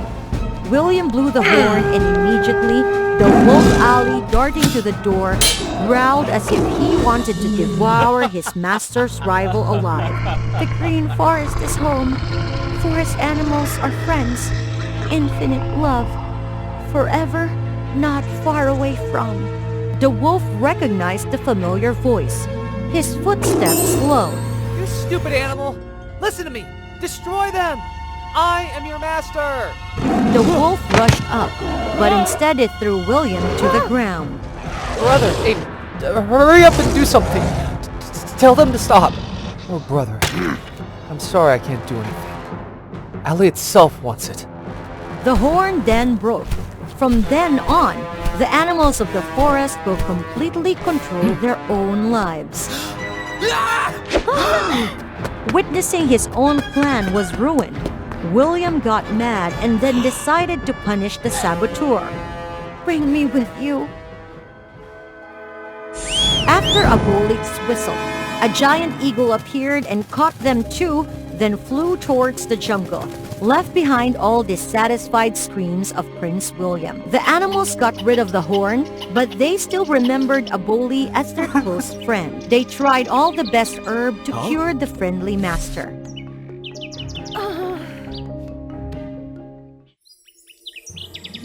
Thanks God, you're awake! Followed the promise. Iden left behind his wrath and hatred. He then lived together with nature way happily. About the Queen and Prince William, they were punished for their treason behavior and crimes they... Once upon a time, there was an incredibly enchanting and romantic sea region, the home of beautiful and talented mermaids. They were beings that gave life to the great ocean and could communicate with all other marine creatures. That day was a really special day there, a day when they welcomed a new queen for the Enchanted Sea. Queen Serena was the most powerful mermaid in the Enchanted Sea, who was always respected by all for her kindness. Meanwhile, deep within the ocean, the Aquaman tribe was also holding a ceremony to crown their new king, the talented King Arthur. They had the power to control the flow of the sea as they wished. For ages, there had been a rivalry between the mermaids and the Aquaman tribe, each having unique powers, preventing them from overpowering the other. One day, a strange illness struck the Enchanted Sea, leaving the mermaids suddenly weak and tired. Blaming Aquaman for this, Serena was furious and determined to confront them. However, before she could reach their palace, she found Arthur on her territory. Arthur, the rumors about you were true. Heartless creatures. And here I was considering making amends with you. It's me who could say that. I thought you had changed, but it seems you were just pretending to be kind to hide your true nature. You poisoned my enchanted sea, and now you dare to accuse me? What are you talking about? You're the ones who poisoned it. If you don't provide the antidote, I'll cleanse this entire sea. Neither was willing to back down, so they decided to determine who the rightful ruler of the sea would be. Please, both kings and queen, stop! The cause of the poisoning is not the other party, but an ancient recurring illness that appears every 1,000 years. No, what about? Is there a way to save them? There is a way, but it requires both of you to cooperate.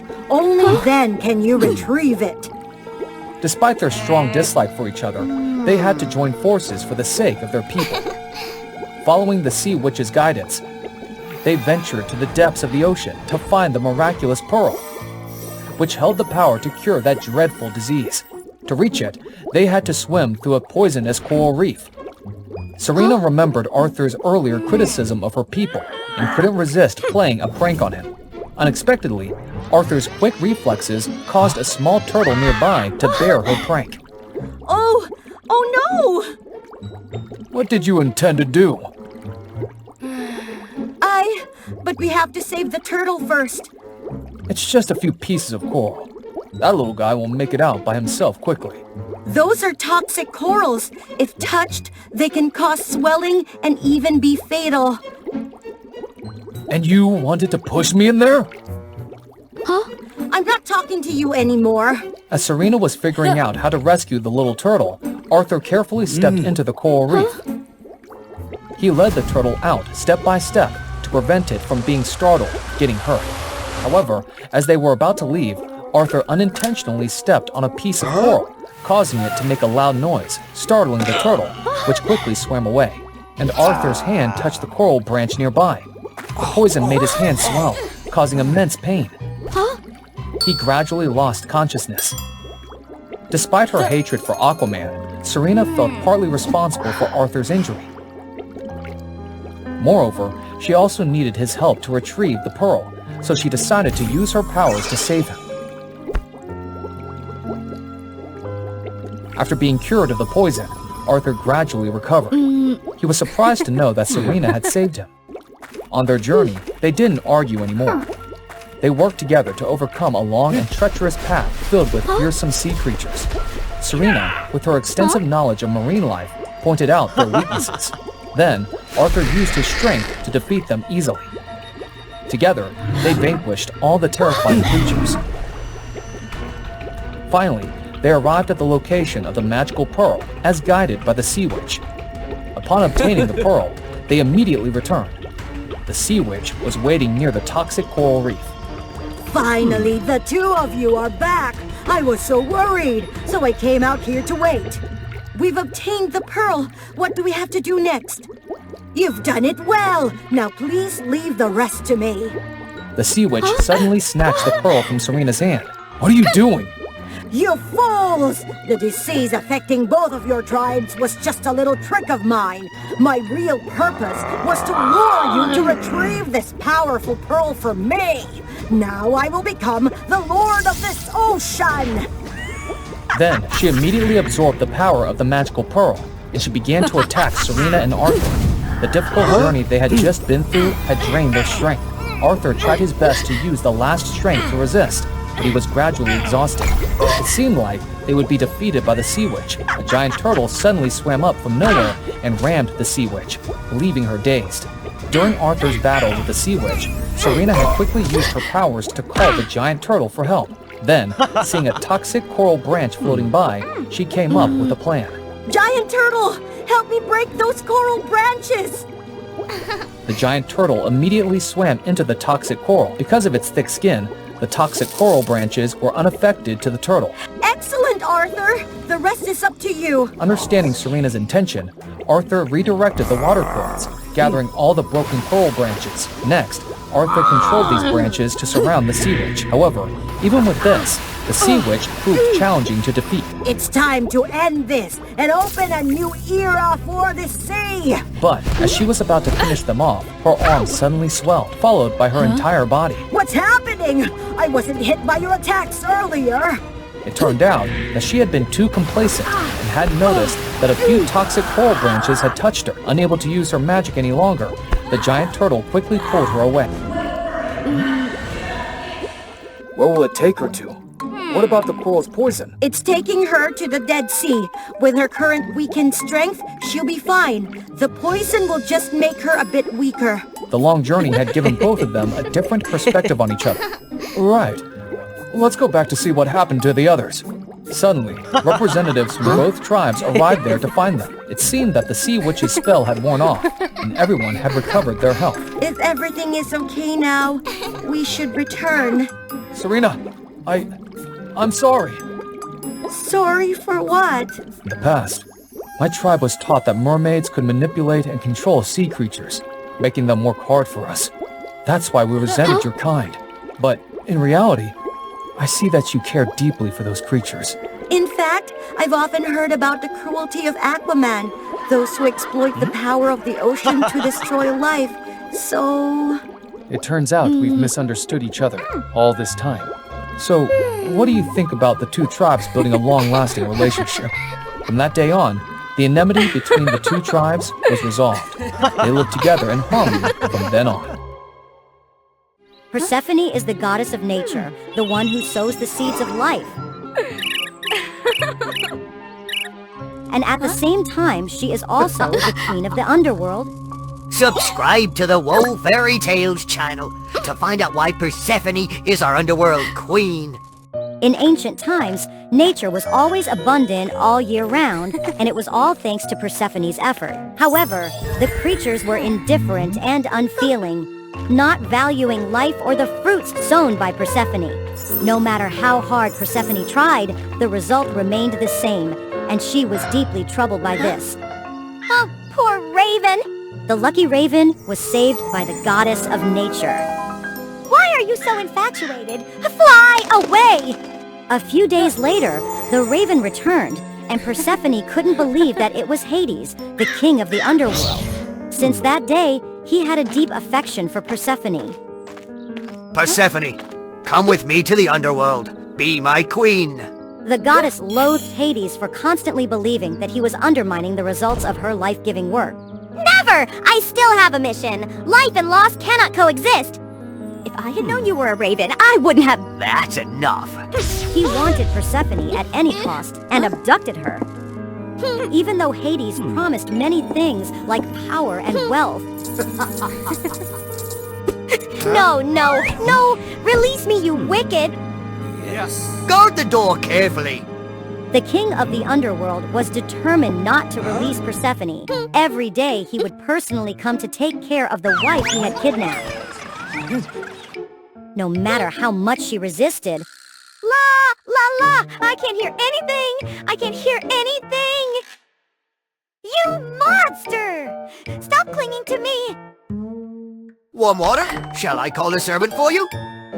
You impolite person, you scoundrel! I am a lady! Persephone couldn't take it anymore.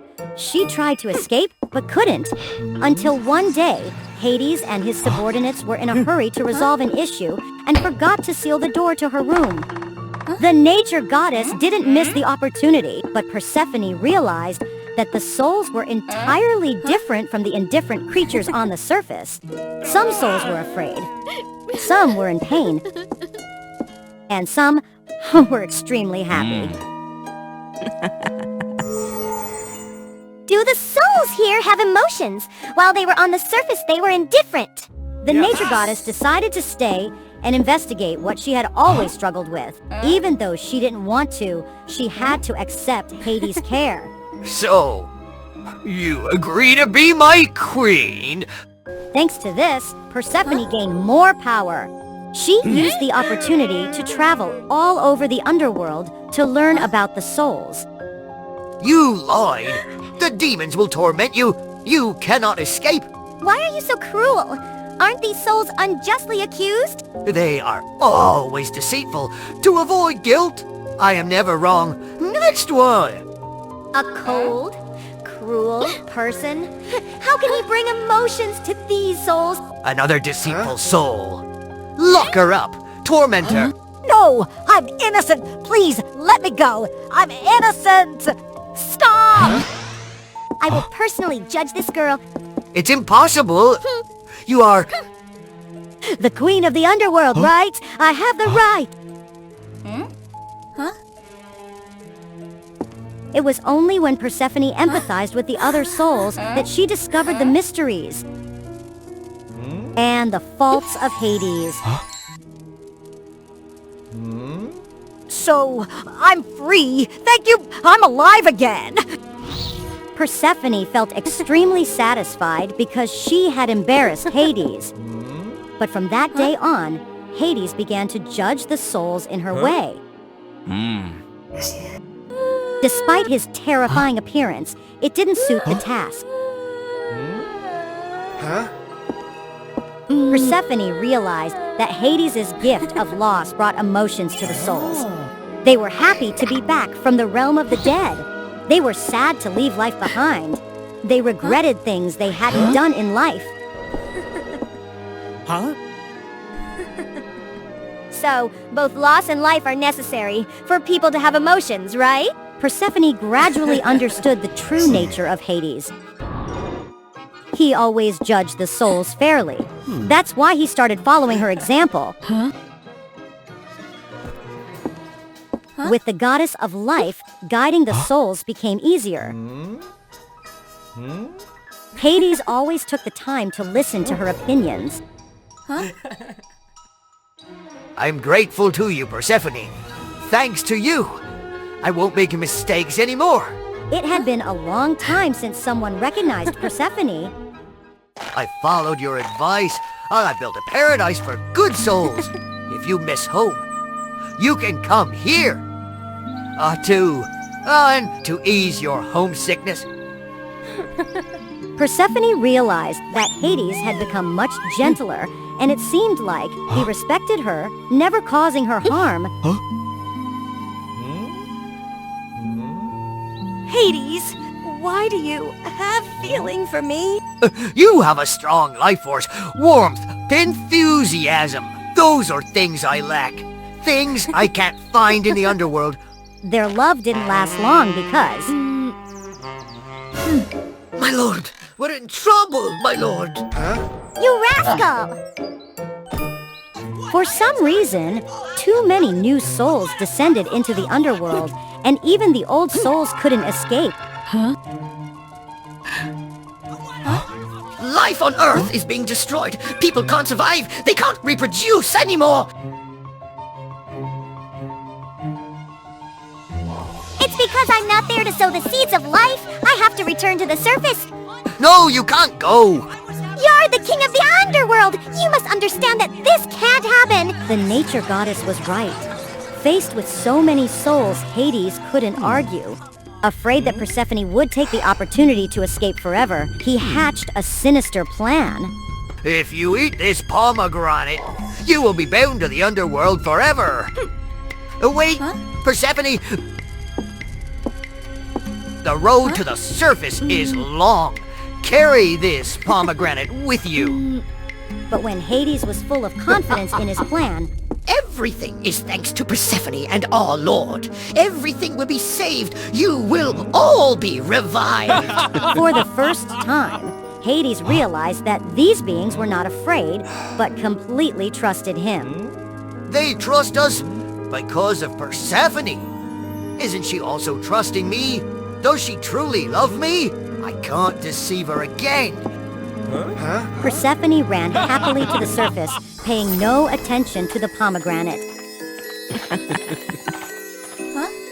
Persephone, the goddess of nature, she's back! She's alive! She's been saved! It had been a long time since Persephone made the creatures on the surface have emotions again. And she realized that, to truly love life, one had to experience loss and pain, which made her own bountiful life all the more precious. Calm and peaceful, Persephone finally realized how hungry and tired she was. Stop! Hades had to confess everything to Persephone. You still haven't eaten the pomegranate.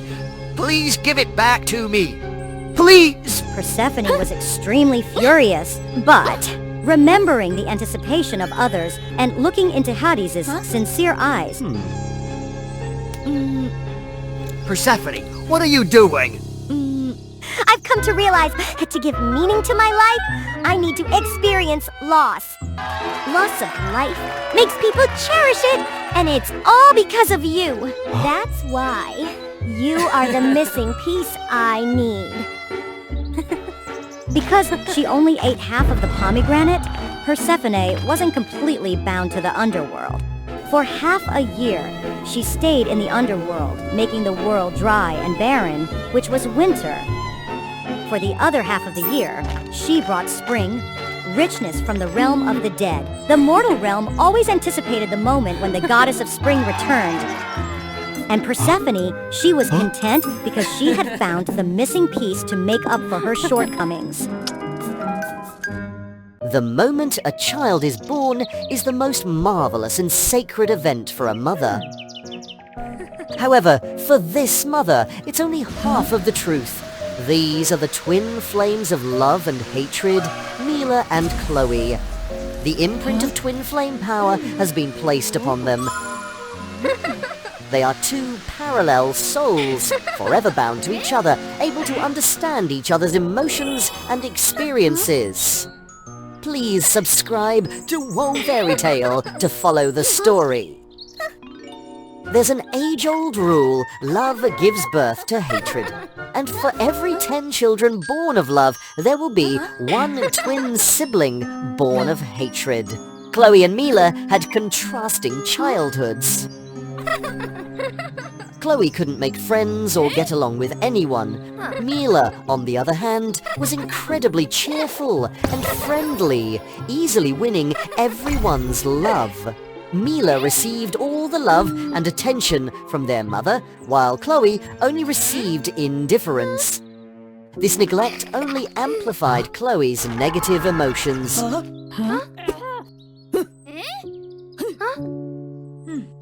Mila always tried to comfort Chloe, but it couldn't diminish her sadness. Unfortunately, the twins' mother passed away in an accident, leaving them with no one to lean on. Despite their different personalities, their twin flame connection prevented them from abandoning each other.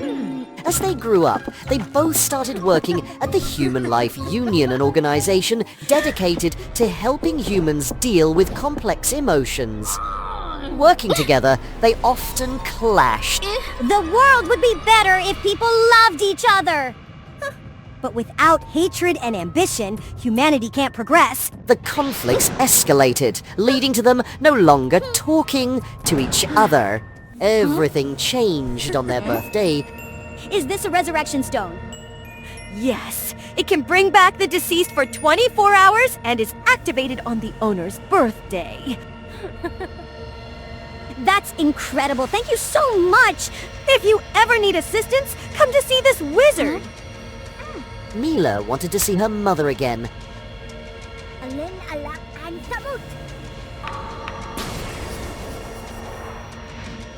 There were many things she wanted to say to her, especially a belated farewell. However, this stone belonged to dark magic that Mila was not familiar with, and she couldn't complete the resurrection spell.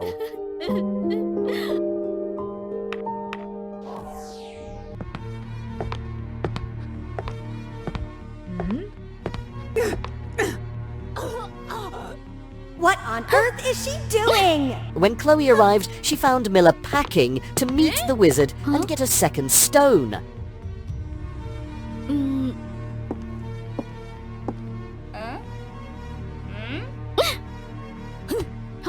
You're insane! Why resurrect that wretched human? You know how much pain she caused me. But I loved our mother unconditionally. And I believe deep down you still have some love for her, right? Come with me! Chloe hesitated and reluctantly agreed.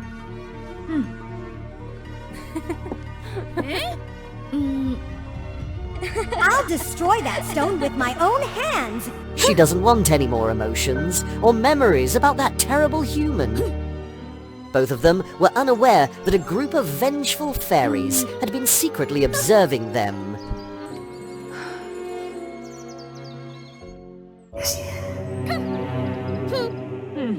They entered the human world and inquired everywhere about the whereabouts of the wizard. Despite the time constraint, Miller continued to help people.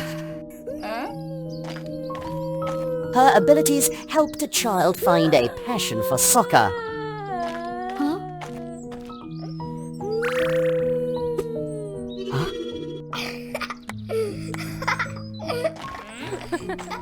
A mother used all her willpower to get to the hospital in time. Two lovers overcame their differences to be together.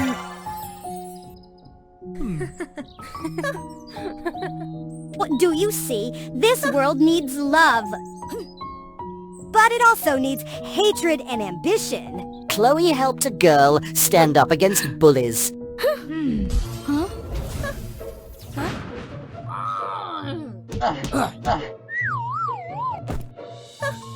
And a police officer successfully caught a robber. Both of them began to understand each other's importance and the necessity of balancing their abilities. Along the way, they reminisced about the memories they shared with their mother. Although Mom criticized me and showed favoritism, it motivated me to excel. And Mila has always been there, never abandoning me. Finally, they met the wizard. The stone has already been purchased by someone else, but I can create a new one from your angelic wings. I agree. You're being selfish. If you lose your angelic wings, you can't help anyone anymore. And all for a few hours with Mother. It's not worth it. But love makes me blind. It makes me selfish. You wouldn't understand. Huh?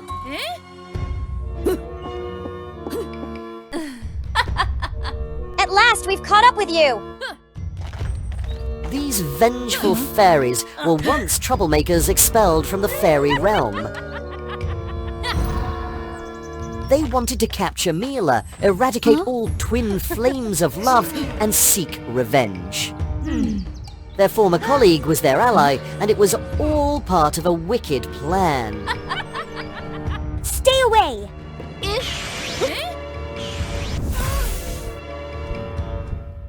In the process of fleeing, Mila's angelic wings were torn, and time was running out.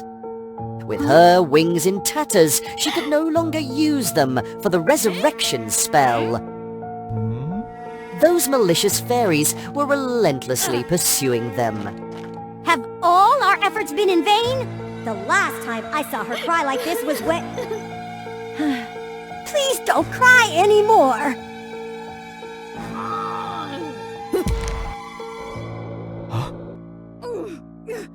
Hey, Chloe! And now I understand why love makes people blind. The wizard couldn't let Chloe's efforts go to waste, so he quickly performed the spell. After all their hard work, Mila was finally able to meet her mother, but she had to sacrifice so much. Mom, I regret it so much. I didn't want Chloe to sacrifice like this. I'm the one who is wrong. After I passed away, Chloe burned her diary by my grave. In the end, I was able to give it to you, my daughter. Mila read every secret in Chloe's diary, revealing how they felt about each other. Despite her mother's abandonment, Chloe understood the extent of the love her mother had for Mila.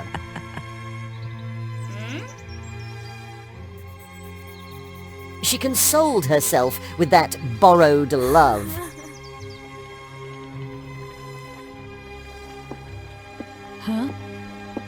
Even though she claimed to hate her, deep down, Chloe still had some love for her mother.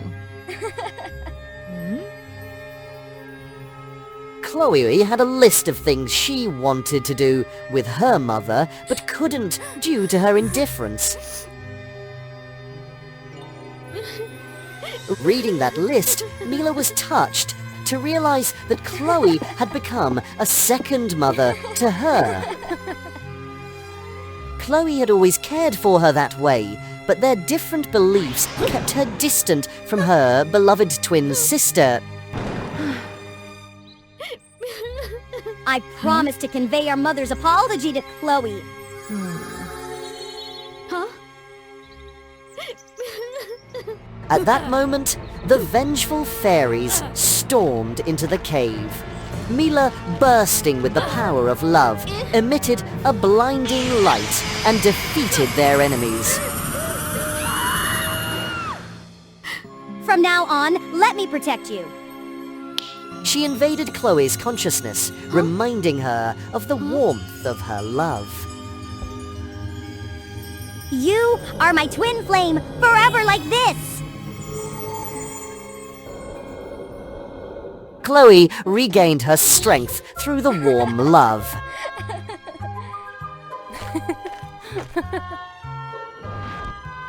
From that moment on, the two sisters lived happily together.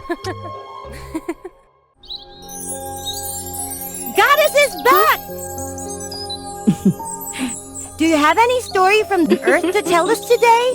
Oh yes, today I'll tell you the story about the most beautiful girl in the world. Once upon a time, there was a girl named Alice who lived with her mother in a small village. Her father passed away since she had been born. The widowed mother and her daughter had to try their best to get by. Her mother was really weak, but she tried her best to work every day, even the hard work, as long as it could give her the money to raise her daughter. Working hard in a long time made her exhausted and got seriously ill. Alice was so worried that she went everywhere to find a doctor to cure her mother, but all of them were not able to do it. Couldn't see her mother in pain. Alice kept on searching for the doctor, which could cure her mother, waiting for the day she could find a master. Alice, my poor beautiful girl. I don't have the heart to see you searching doctor in vain like that. I heard people say that in that faraway valley there had been a magic flower which can cure anything, making people live longer. Really? If it's true, my mother will be cured. Thank you so much. I will set out right away to find that flower. That flower is really precious. I think the route will be really difficult. You have to be really careful. I will take great care. Please don't worry. I'll go there now. But when I go there, my mother... You're afraid that your mother will have to stay at home alone, right? Yes, my mother is really ill, but no one can care for her when I'm leaving. Don't worry. I and everyone will take turn to take care of her. Just rest assured to set out and promise me you will come back here safely. I remembered it! Thank you so much! Alice said goodbye to the chief of the village and set out, ignored all the dangers ahead. Alice kept on walking so fast to find the magic flower as soon as possible to save her mother, until she reached a forest. She was really surprised that all the plants here had been withered. Then she stepped on the ground with full of dry leaves. After a few steps, she saw the giant old tree moving, turning back and seeing her in anger. What are you doing here, sinful human? You cut down all the trees, causing our water source stuck, making this forest die gradually. And now you still dare to come here? While saying, the tree stretched its body to chase and capture Alice. Oh my God! Please spare my life! I will find a way to regain the water source for the forest and making it fresh again. Remember your words. If you can't do it, I will never let up on you. The underground water source is in that lake. It used to be so prosperous, but no one knew why it was stopped. You can go there and check. Alice followed what the tree had said and went to the small lake in the forest. And she could see the lake was dry. There were only dry leaves and branches that human had thrown into it. She cleaned the leaves and the branches. Then she discovered a small hole that the water used to flow from that. The hole was totally blocked by a stone. She had to use all of her power to push the stone away, and finally, she could make it. The water immediately flowed out, making her lose momentum. Right at that moment, the tree spirit appeared and used its branches to roll her and put her on its shoulder.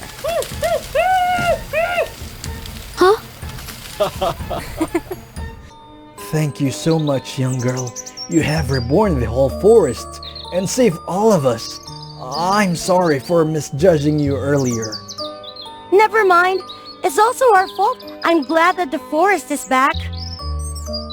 If it hadn't been you, we should have lived forever in wither like that. What makes you come here? For a long time, I cannot see anyone here. My mother is seriously ill. I'm on my way to the valley to get the magic flower to save her. Oh my god! The route to the valley is really dangerous, young girl. No matter how dangerous it is, I will do anything for my mother. What a dutiful kid. I have a gift for you. After the tree spirit finished saying, a golden leaf suddenly dropped into her hand. Then it showed her the fire gate, which led to the Flower Valley. That's all I can help you. Good luck, and I hope that my gift will be useful to you. Before the fire gate, Alice knew nothing to do. Every time she intended to cross the gate, the hot fire made her get back in pain. However, the love for her mother gave her the strength to do it. And against all odds, she crossed the fire gate, making herself burn in pain. But when she thought about her mother, who had worked hard to raise her, it gave her the will to risk. Alice finally could cross the gate, and the fire was also went out. But the burns made her collapse, so she couldn't go on. However, the golden leaf, which the tree had given her, suddenly shone. An aura covered Alice and healed all of her wounds.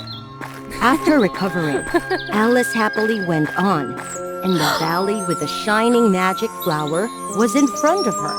Alice went quickly towards the magic flower, but she was blocked by the little flower spirits. Who are you? What are you coming here for? I'm not the bad one. I will never harm you. I just want to ask for the magic flower to save my mom. She has been seriously ill, but she can't get over it. Our last hope is that magic flower. What a dutiful girl. You are also the first person who overcame all the challenges and got here. We agreed to let you take the flower away, but you have to remember, everything has its limit. Each petal on this flower can only extend your mother's life for 1 more year. Oh my god! There are only 5 petals! That means my mother just can live 5 more years? Is there any other way to extend her life? There is only one way that you can tear each petal apart, but you will have to exchange your age each time you do it. Will you accept it? Yes! For my mother, I can do anything! No need to think. Alice did it immediately. Each time she tore a petal apart, her skin got wrinklier, her hair turned white. When the petal was much as she had wished, Alice became a weak old woman. But she was really happy because she knew that her mother was about to be saved. After exchanging all of her ages, Alice became weaker and weaker. She tried her best to come back home.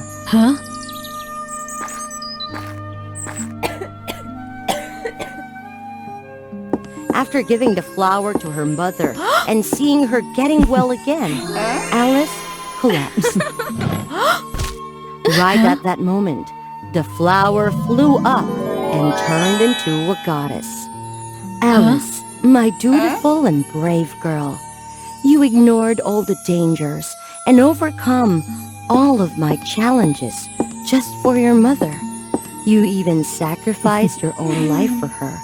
You really touched my heart. I will give you a gift. Then she casted a spell. A light covered Alice, and she turned back into a young girl like before. Goddess, thank you! Thank you so much! The goddess smiled and flew away. Alice and her mother hugged each other so tight. From that moment, they lived happily and peacefully together forever after. Stop that praying immediately.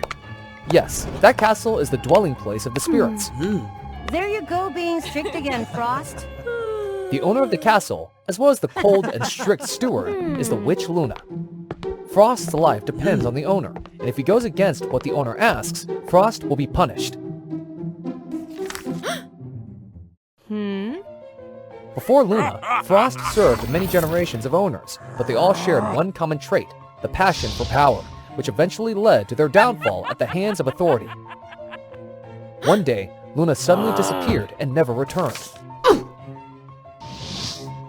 Until the castle received a new owner, Frost had to continue guarding and protecting the castle. Without the breath of its owner, the castle was already eerie. And now it was even colder, with all the creatures frozen in place. Then, one day, with his sharp ears, Frost heard the incessant crying of a child. The crying was getting louder, and Frost couldn't bear it. So, he had to search for its owner. You unlucky child. You must be the one that villagers sacrificed to the demon. Humans are so selfish. Stop crying! Do you believe I will... Faced with the innocent and cute smile of the child, even though Frost had threatened her, his icy heart was touched, and he sighed and brought the child back to the castle. As soon as the baby let out a crisp laugh, the castle was infused with vitality, and all the creatures woke up and accepted the child as their new owner. And so, after a very long time, Frost had a new owner. He gave her a grand and powerful name, Scarlet. Scarlet grew more mischievous and cunning as she got older. She was always curious about her identity and the appearance of the steward by her side at all times.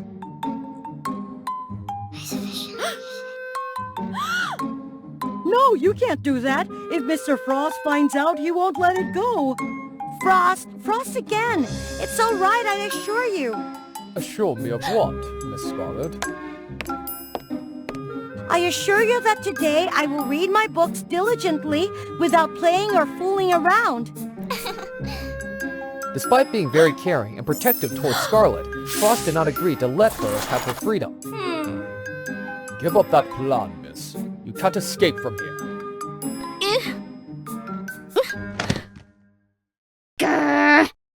Aren't I the mistress? My request is to leave. I want to know the source of my origin. Impossible. I will never... When he didn't comply with the mistress's wishes, Frost would be punished. But he accepted the pain to hide the truth that Scarlet was an abandoned child, avoiding harm to his mistress. So, miss, will you give up on the plan as promised? Why give up? I must see it through. If Frost doesn't know, he won't feel any pain. Every day, Scarlet secretly investigated different rooms in the castle, believing that one of them would help her learn about her identity. Wait a minute, why am I doing this? Aren't all of these things already mine? Thanks to these secret explorations, Scarlet's daily life became more enjoyable and exciting. Of course, everything happened while the steward Frost was busy with work. When she arrived at room number 98, it was unlike any of the interesting rooms she had seen before. This room was covered in layers of dust, dampness, and a gloomy, dark atmosphere. The only light came from an antique lamp. next to an old lady carefully mending an old carriage frame. The old lady was so absorbed that she didn't notice a group of suits closing in on her. Stop! Quick, go! You're a kind girl. What do you want to ask me? I'm a witch who can answer any question in the world. Scarlet was excited to ask about her own background. The sound of the bell ringing indicated that Frost had returned.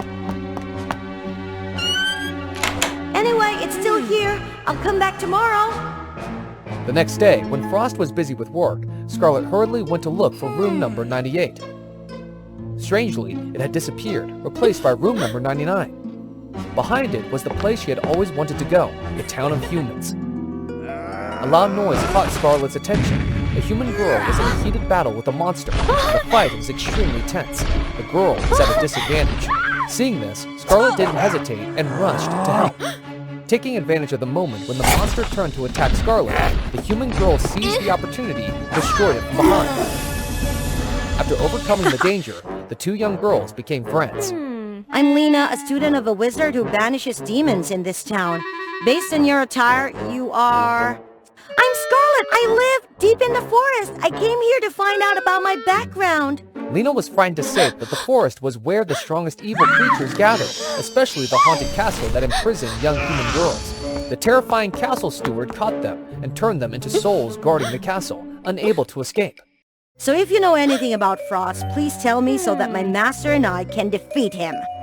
Scarlet felt there were many suspicious points in Lena's words, so she absolutely did not believe her. To clarify Lena's lying motive, Scarlet brought her back, but turned the doorknob to room 98 of the old woman who knows everything. Oh, the kind girl has returned. So tell me, what do you want to ask?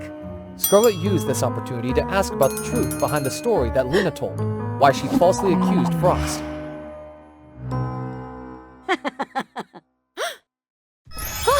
The story goes that the witch Luna, the former owner of the castle, had a sister named Lena. As Luna did well, she became the owner of the wealthy and dark castle, while Lena, with her bad nature, lived in poverty.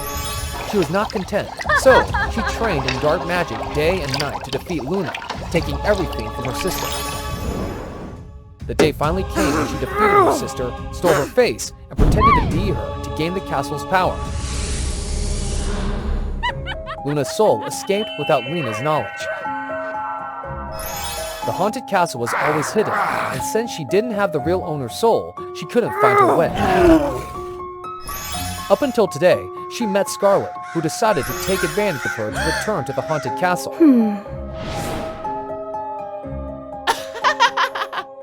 As the story concluded, the old lady vanished.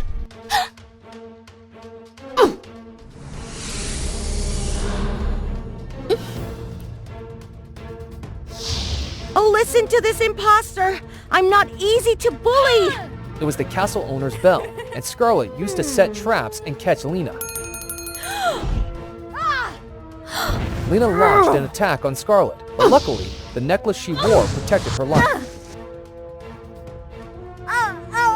Now let's see who will become the owner of the castle. Frost was about to rush to protect Miss Scarlet when she saw the intruder's face. Frost, it's me. Luna? Scarlet told Frost the story she knew in full. But she really smells like Luna. Right. I'm the master of all of you. Come back to me quickly. Hey, remember this? I'm the master of all of you now, got it? Both owners became angry and turned to Frost, the most worthy servant. If I recall correctly, if you don't obey the master's orders, you will be punished. Isn't that right, Frost? Quick, destroy her now! Since Luna, Frost's former owner, also existed within Lena's body, disobeying her caused Frost unbelievable physical and mental pain. Stop it right now! Frost is not an object for you to abuse and manipulate like that! Do I like to do that? What can you do? Can you even set him free? Are you crazy? Don't you want supreme power anymore?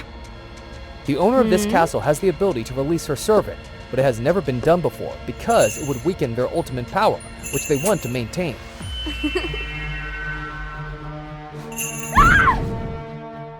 Oh, mighty and dark castle! In the name of the castle's owner, I declare that from now on, Frost will be free! He will not be subject to anyone's orders!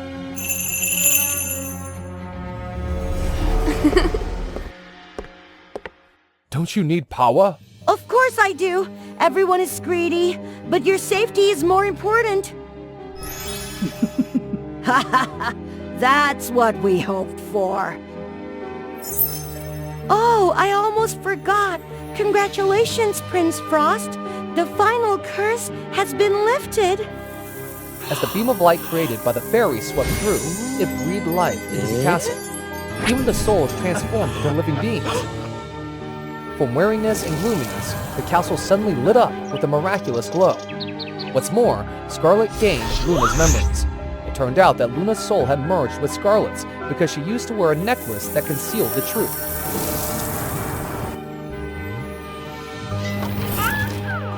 Amidst the castle's colorful transformation, Frost, the steward, was no exception. Formerly a prince and owner of this castle, his arrogant nature inadvertently led to his punishment by a fairy who made him serve others as a steward. Finally, a voluntary owner has freed you, my dear Frost. All thanks to you, Scarlet.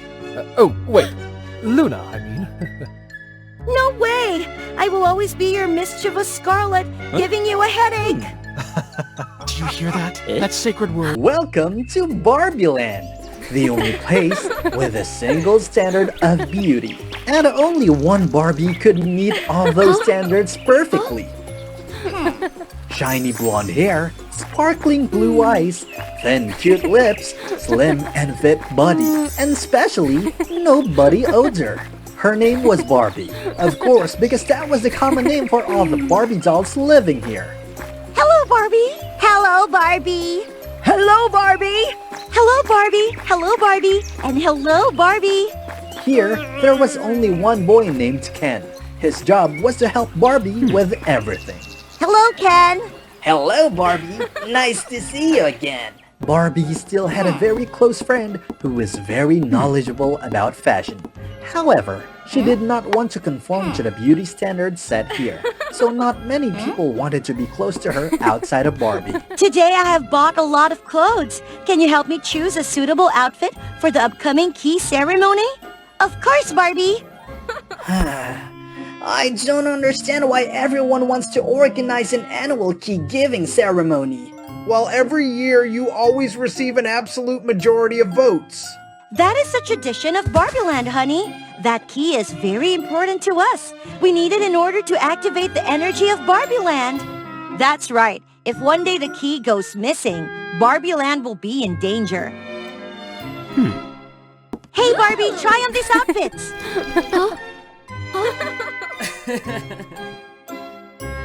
When Barbie was getting ready to try on her new clothes, suddenly there was a strange smell coming up. Barbie, do you smell something unpleasant?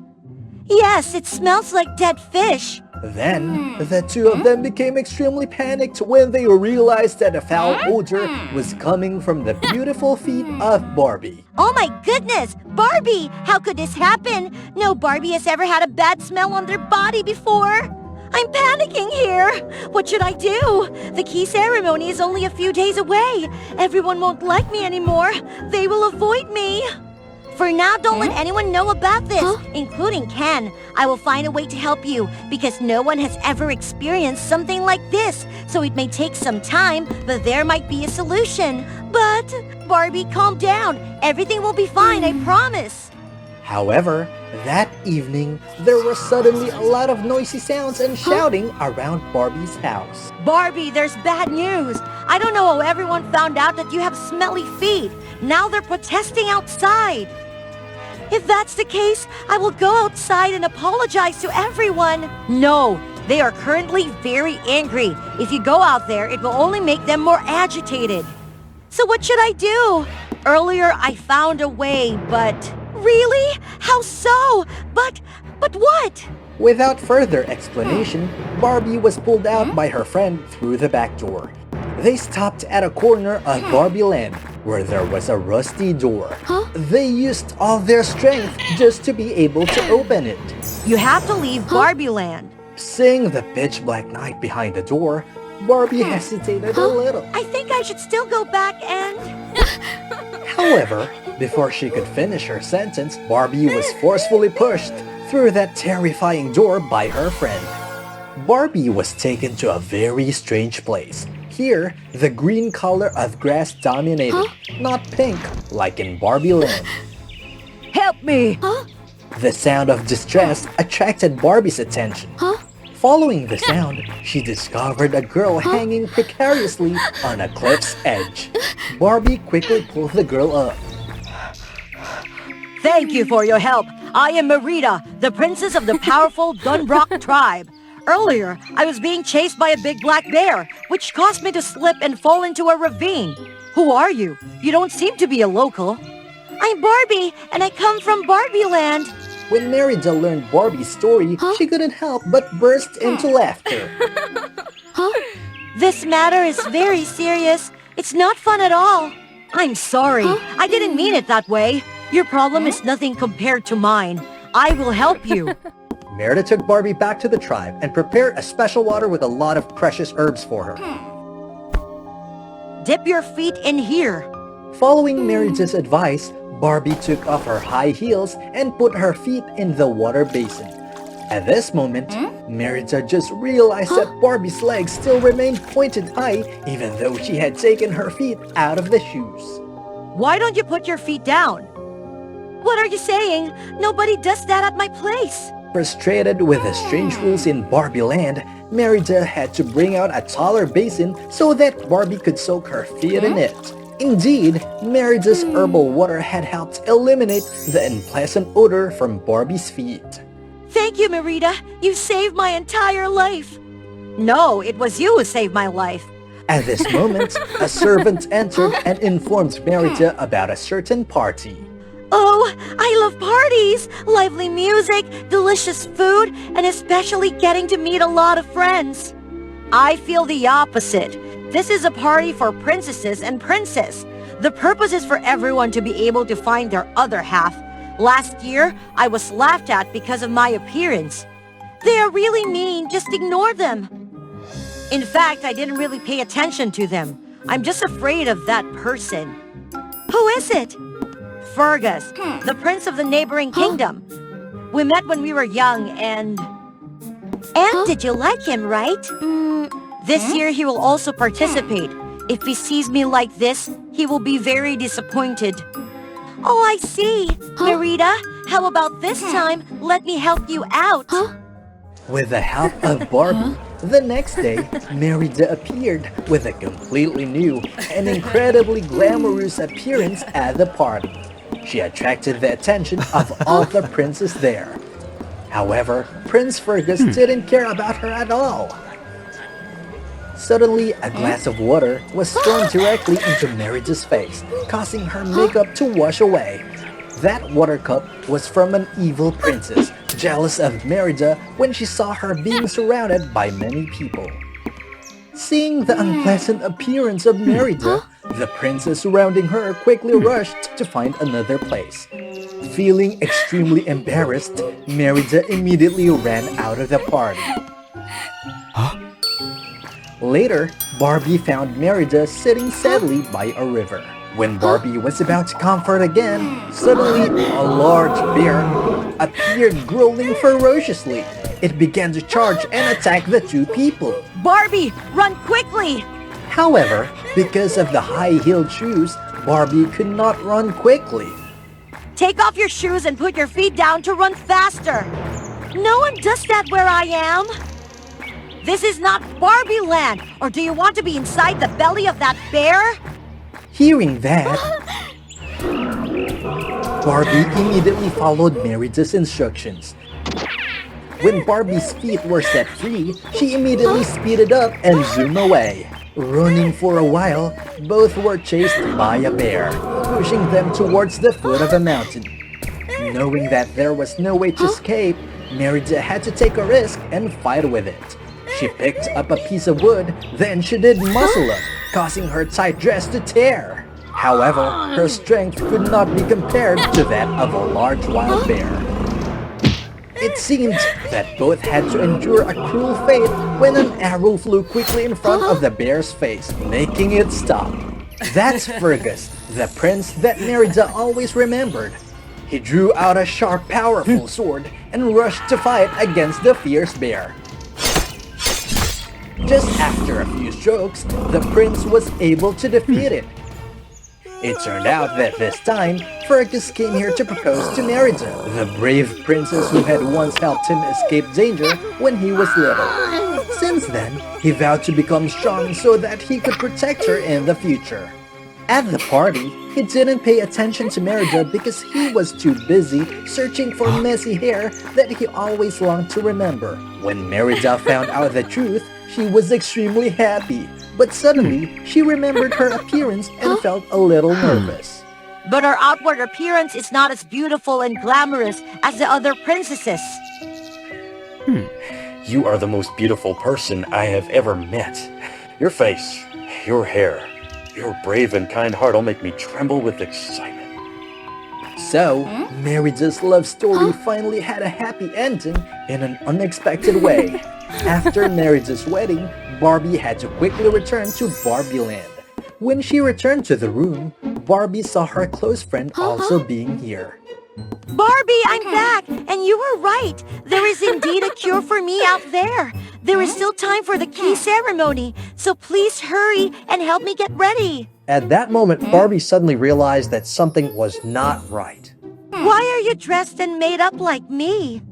I am so worried that you won't be able to come back in time, so I'm planning to temporarily pretend to be you to receive the key and then wait for you to return to give it back.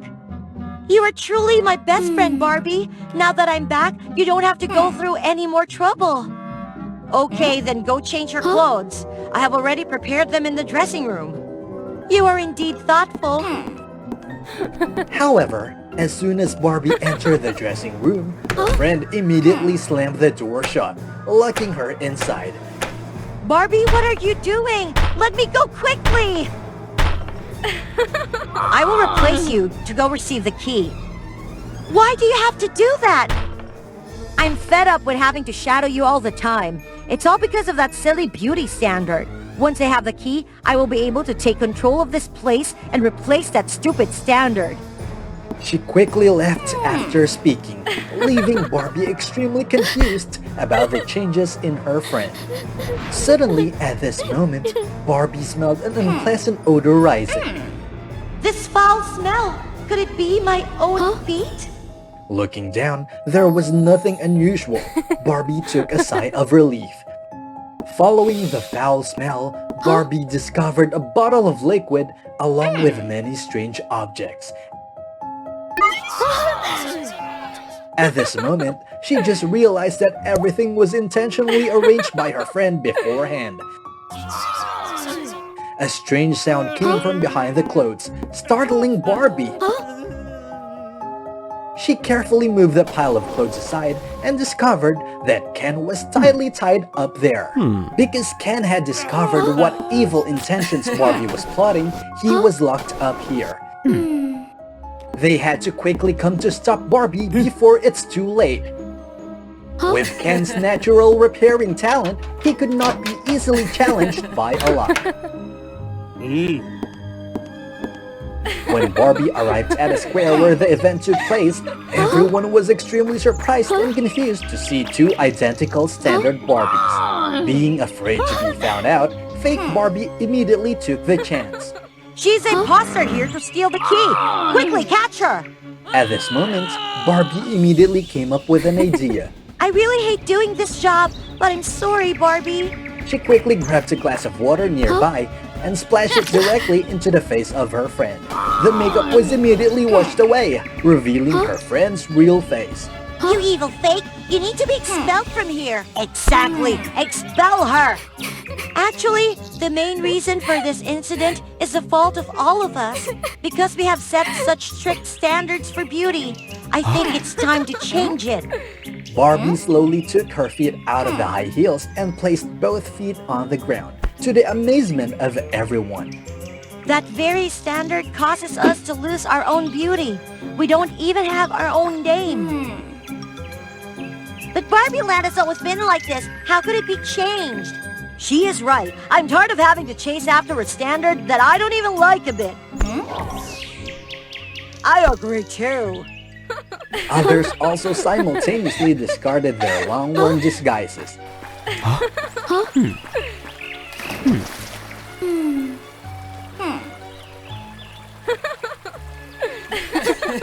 Since then, Barbie Land had added a wide range of vibrant and dynamic colors. Hello, Barbie.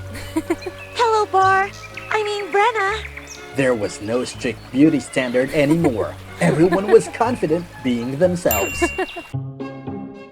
In life, we constantly find ourselves at the crossroads of choices. Some we make right, and some we make wrong. Choices are much like the petals of a dandelion, enchanting and impossible to predict. My choice is to make you all weep. As on any other Sunday morning, the Dandelion Kingdom was under attack by a sinister force. Fortunately, this time, there was only one demon. However, no one could defeat it. Let me help you. This is futile! If only someone could save everyone. Oh look, a rainbow has appeared, dispelling the fear of the menacing octopus demon. She's here! Our rainbow guardian! Who are you? The rainbow beam suddenly descended upon the octopus demon, transforming it into a cute stuffed octopus. From above, Rainbow Guardian Phoebe appeared in all her glory, with her magnificent rainbow wings.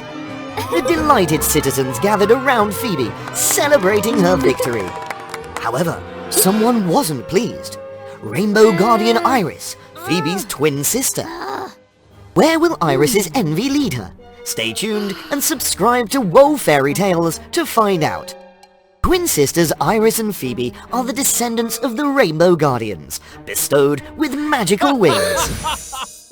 Phoebe, the elder sister, was granted the rarest and most beautiful rainbow wings. But Iris, the younger one, wasn't as fortunate. She received small, grey, and unattractive wings. Phoebe's rainbow wings endowed her with unmatched rainbow light abilities, making all demons fear her and all citizens adore her.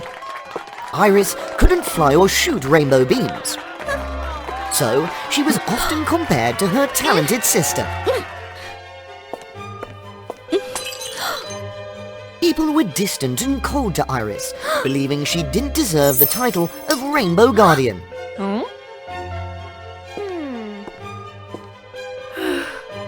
This made Iris increasingly insecure and closed off.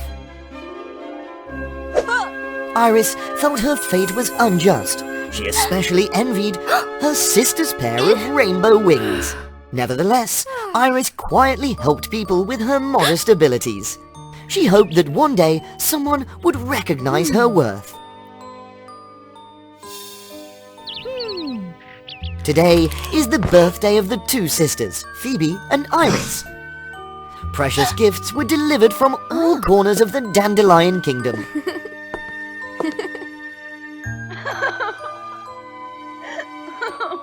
Iris looked around but found no gift for herself. She couldn't bear it any longer. Feeling dejected, she turned to leave. Suddenly, a plump bird flew into the royal banquet hall.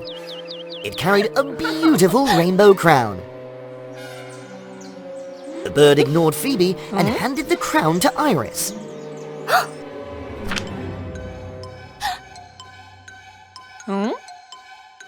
For Iris, the most deserving. The crown radiated rainbow magic, standing out among all other gifts.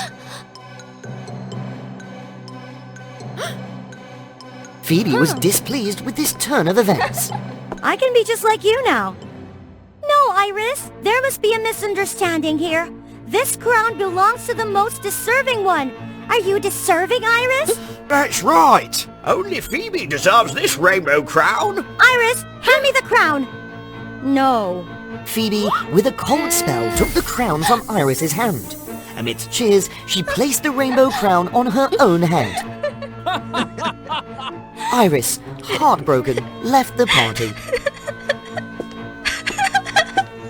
Since Phoebe possessed the rainbow crown, for some reason, she became selfish and stopped caring about her role as a rainbow guardian.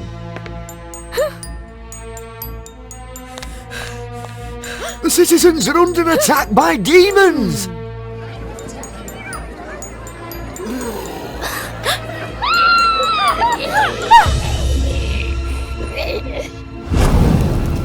Just one demon and you can't handle it? I'm busy! The rainbow crown emitted a sinister magic, mesmerizing Phoebe. Iris noticed, but didn't know what to do.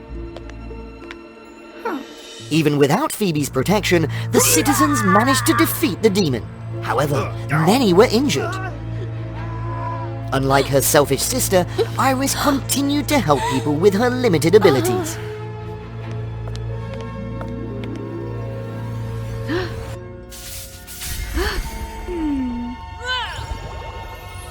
An old woman advised her. The old woman gave Iris a dandelion flower. Just follow the dandelion petals, and Iris would find the skilled Dr. Dante, the only one who could heal Phoebe's troubled heart. Once I cure Phoebe, they'll recognize me. Iris followed a path strewn with dandelion flowers. The path led her to a vast field of dandelions, bathed in warm sunlight and gentle breezes. Here, Iris met Dante, a young and talented doctor with a kind heart. Iris immediately admired Dante from their first meeting.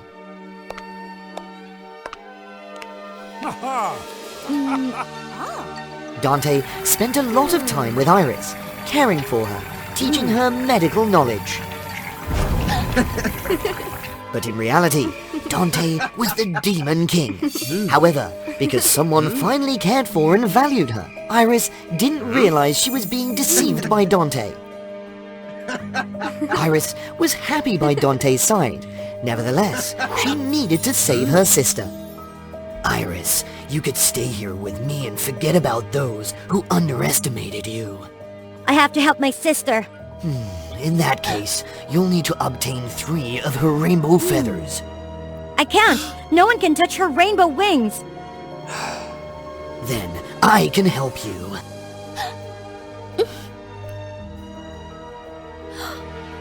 Iris, only you can do it.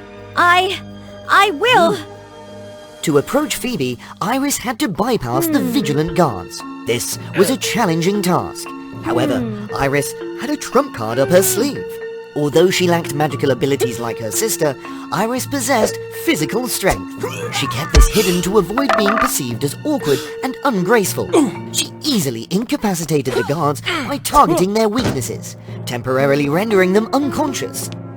Iris stealthily entered Phoebe's bedroom. She sighed when she saw her venerable sister. Phoebe was asleep, still clutching the rainbow crown. Iris reached out to touch Phoebe's rainbow wings, and just before she was about to pluck the feathers, she suddenly stopped. Should I take the rainbow crown? No, I won't be tempted by worldly desires.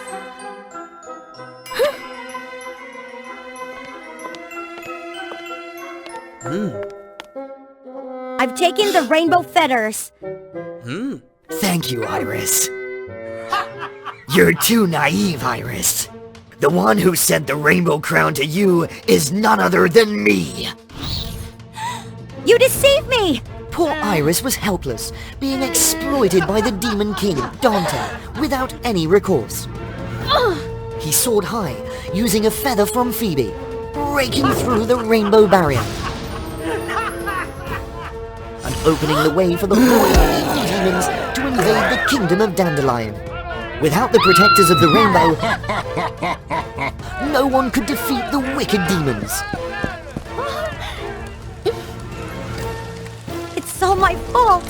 The situation was now extremely dire. Due to neglecting her role as a rainbow guardian, Phoebe could no longer harness her own power. Now, the demons no longer feared her. They completely overwhelmed Phoebe. It can't be! Dante used the second rainbow feather to manipulate Phoebe's mind. A massive surge of dark energy completely engulfed Phoebe, making it impossible for her to break free. The worst had happened. Rainbow Guardian Phoebe was corrupted by the Demon King, Dante, betraying everything she had once protected. In the darkest moment, the little bird that Iris had saved long ago returned. Seeing the little bird, Iris felt a surge of motivation. She decided to correct her mistakes herself.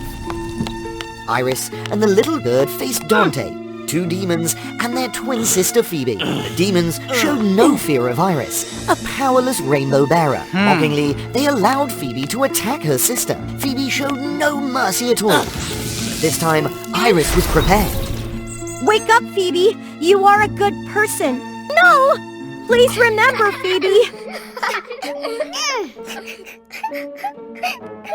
You only took advantage of my kindness! Phoebe, you are a rainbow guardian! I will protect you and everyone else! No! No! No! No! Iris's words stirred something in Phoebe. However, Dante's dark magic was too strong to be dispelled. Phoebe couldn't bear these conflicting emotions any longer. She unleashed a powerful burst of energy toward Iris. A huge explosion occurred, enveloping everything in a thick haze, obscuring Phoebe's vision entirely. Suddenly, Iris tore through the dust cloud and embraced Phoebe. I'm sorry. I'm sorry for not helping you, for making you do everything. I was jealous and wanted to be like you, without realizing how exhausted you were. Help me!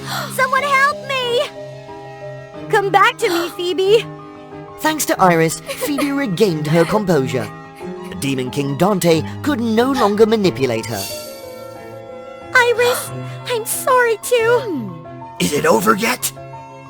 No! The cruel Dante set fire to the last rainbow feather.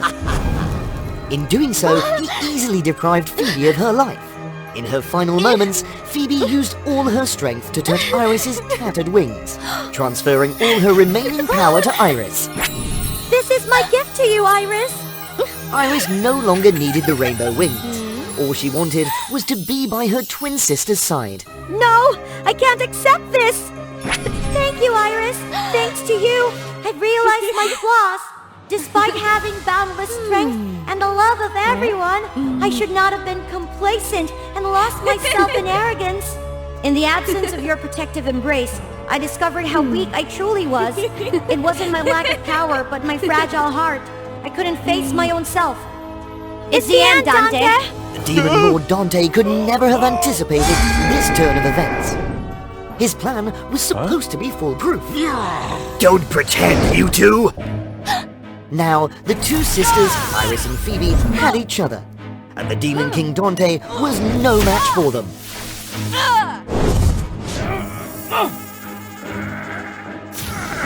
No! Iris, Phoebe! We will always be together. With their sisterly bond, the twin sisters Iris and Phoebe pushed back the horde of evil demons and restored the rainbow barrier of the Dandelion Kingdom. However, the power of the two sisters was not enough to prevent the dark fate awaiting Phoebe. Restoring the barrier had depleted her life force. Without her current abilities, Iris couldn't save her sister. Iris, don't cry. I will always be with you. Legend has it that after every rain, when you look up at the sky, you will see the rainbow goddess Iris waiting for her twin sister Phoebe to return. Once upon a time, in the early days, there appeared planets of sweetness in the galaxy. The planet Ice Cream was covered in a pure, cool, and refreshing white color. Houses and trees were formed from gigantic ice cream cones. Every princess of the ice cream planet had the magical power to shoot ice, freezing everything around. Among them, Beva had superior powers. She could create thick layers of ice, ward off the heat of the sun, and protect the planet. Next to the planet Ice Cream stood the planet Candy. The planet Candy dazzled people with its vibrant and colorful candies. A gentle river of chocolate flowed around everything. And the houses and landscapes were made of various sweet treats. As you passed through, you could hear the joyful sound of popping candies. Shadi, the leader of the planet, had the ability to transform everything into delightful sweet treats. The neighbor of the candy planet was the planet Cake. The planet Cake exuded a simple and pure beauty, where the houses were made of cookies, biscuits, and sponge cakes. The air carried a sweet aroma of freshly baked cakes, and in the distance you could hear the delightful sound of cake bells. Princess Yana possessed the magic to seal everything within an invisible thread.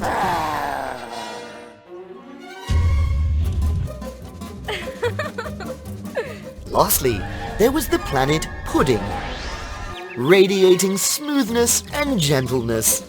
From the sky to the ground, everything was soft and tender. Ari, the Pudding Princess, had the ability to soften even the hardest things, making them tender and delicate. However, these planets did not get along well with each other, which made it easier for evil forces to invade. The planet Candy was the first target of the ant tribe, who had poisonous legs that caused damage to all the sweets. Princess Shadi tried to use her powers to protect the planet, but failed to defeat them. Shadi decided to seek help from the other planets, but received cold rejections.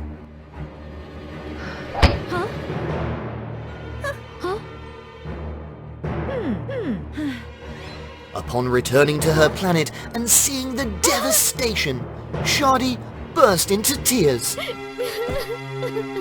It's all because of me. I'm utterly useless for not being able to protect my own planet. Princess, don't blame yourself. We'll always be by your side. In the past, my older sister Kari was the most powerful. But since she became the queen, she only sent letters saying she wouldn't fulfill her mission in another land. I've tried every means to contact her, but I couldn't find her. Just then, the news of the intergalactic beauty pageant spread.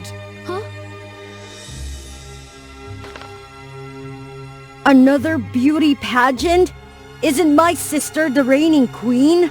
That's strange. I must participate to meet the queen and find answers about my sister. The day of the beauty pageant arrived, and all the princesses gathered in the hall of the Galaxy Kingdom. Everyone was dressed splendidly, while Shadi wore an old dress. People mocked and jeered at her. The official competition began, and the host introduced the various rounds. Welcome, ladies and gentlemen, to the Galaxy Peace Queen Pageant. The competition consists of 3 rounds: evening gown showcase, talent round, and question and answer round.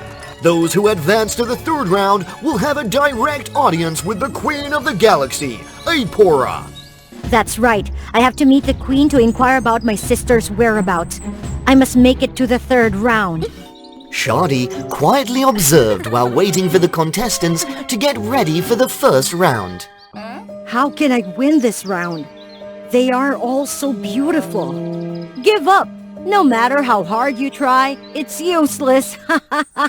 The host started calling the names of each contestant. The evening gown showcase round is about to begin. The first contestant is from the ice cream planet, Beva. The second contestant is from the cake planet. The third contestant is from the pudding planet. and Shardy is the final catwalk contestant.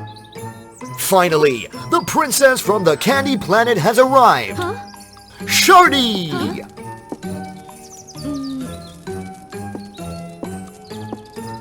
Her dress is so ugly. Does she have any other dress? Hers is older than mine. At the same time, the other contestants were returning to their positions. Sorry, I must make it to the next round. She quietly transformed candies to disrupt the performances of the other contestants without anyone noticing. The princesses sitting on the stage were shocked and cried out in pain. And of course, Shardy received the highest score in the first round. The second round is the talent round. Contestants, please prepare your most outstanding performances. First up, let's welcome contestant Beva. Beva stepped forward. Suddenly, the lights went out. On the stage, there was only one spotlight shining on Beva, making her stand out. Her feet glided gracefully, as if she were wearing ice skates. Beva could even create ice from her hands. I'm sorry, Beva. As Beva approached the wings, unexpectedly, a candy stick pricked her foot.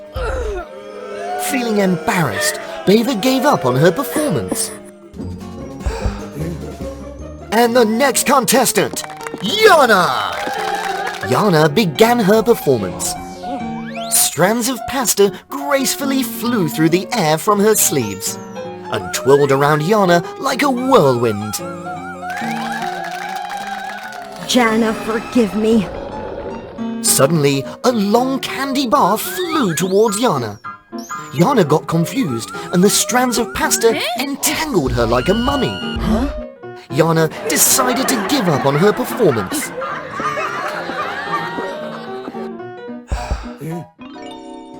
Next up, contestant Ari!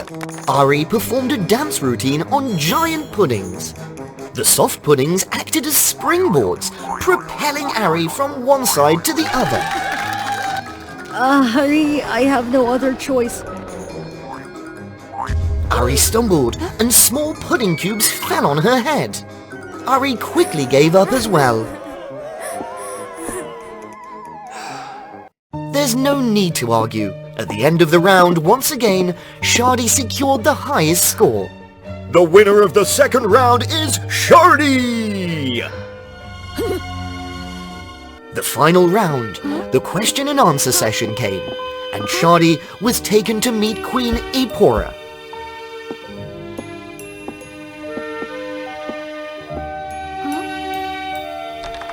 It was a special room where Shardy couldn't see the Queen's appearance. Hello, Queen Ipora. I've been wanting to meet you for a long time.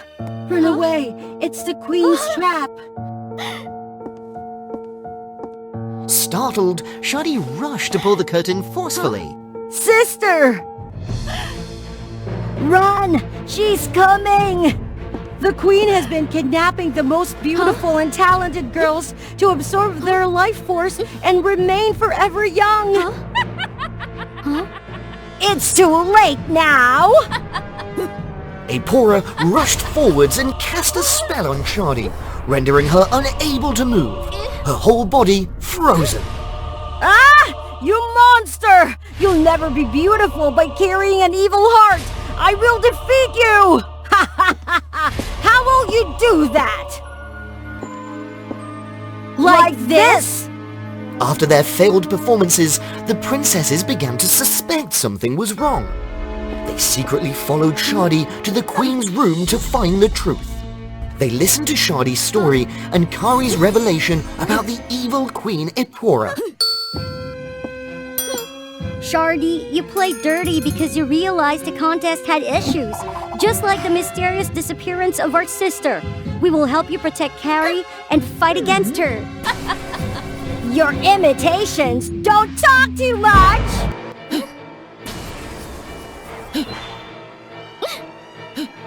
Yana shot out strands of pasta that tightly wrapped around Ipora, immobilizing her. Immediately, Beaver quickly shot ice blocks to encase Eggpora. Without hesitation, Shardy transformed into a candy rocket and forced herself inside. Finally, Ari turned into a pudding launch pad, ending the battle.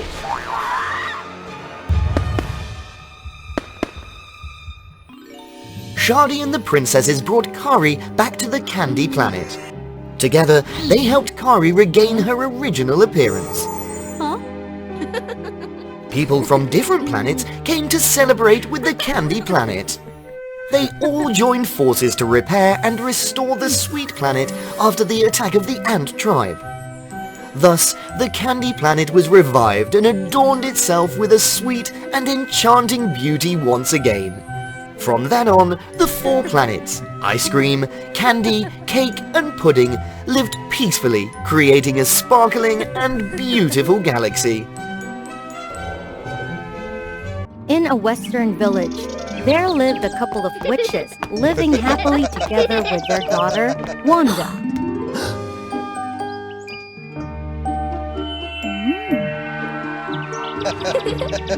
It was thought that the secret of their identity would be hidden forever. But from the east, the fierce demons suddenly came to riot.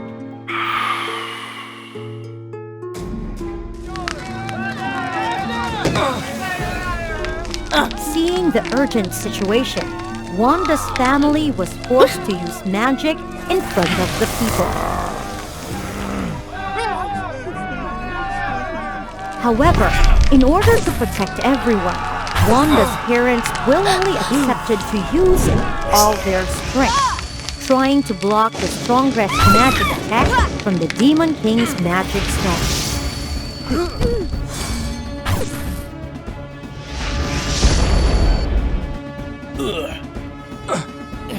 When the demons dispersed and retreated, Wanda's parents also fell. Wanda rushed to use her healing powers to save her parents, but she realized that the magic wouldn't work this time. Wanda, don't blame yourself. No matter how strong your healing magic is, it can't undo the Demon King's strongest spell. So... We may not be able to survive, but I hope you will always smile and do good deeds without asking for anything in return. After giving their last words to Wanda, her parents passed away. Wanda suffered, and suddenly she spread a strange power around the village.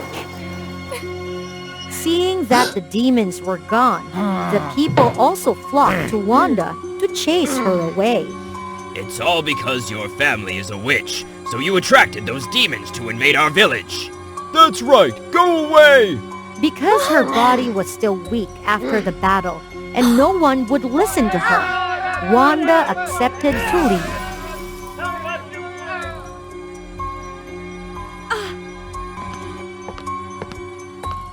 After a year, Wanda lived far away from the villagers and suffered a bad reputation, but she always silently helped them.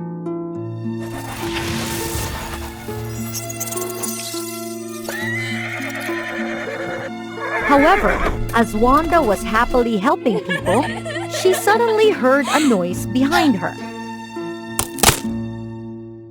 As it turned out, it was a friend of the knights Wanda had just saved, named Vic. Returning a few hours ago, while his friends were dehydrated from fatigue,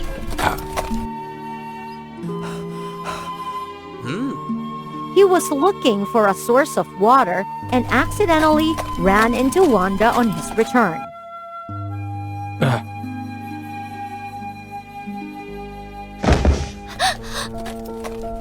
Sorry, but are you a witch? Oh no, he saw me saving them. If I let him know that I live by, the people will know and chase me away. I have to hide first. Thinking about it, Wanda rushed to escape, but Vic also quickly chased after her.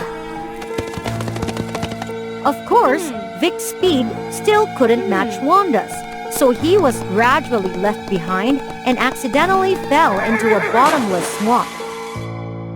Oh no! Help me!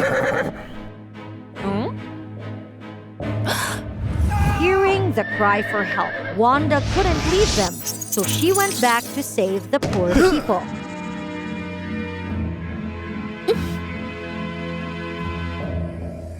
Please do not go.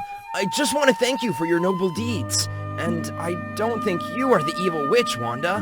How do you know I'm Wanda? Because when I came back to the village to visit my hometown, I heard a story about an evil Wanda witch's family living near the forest that attracted demons a year ago, but they were chased away.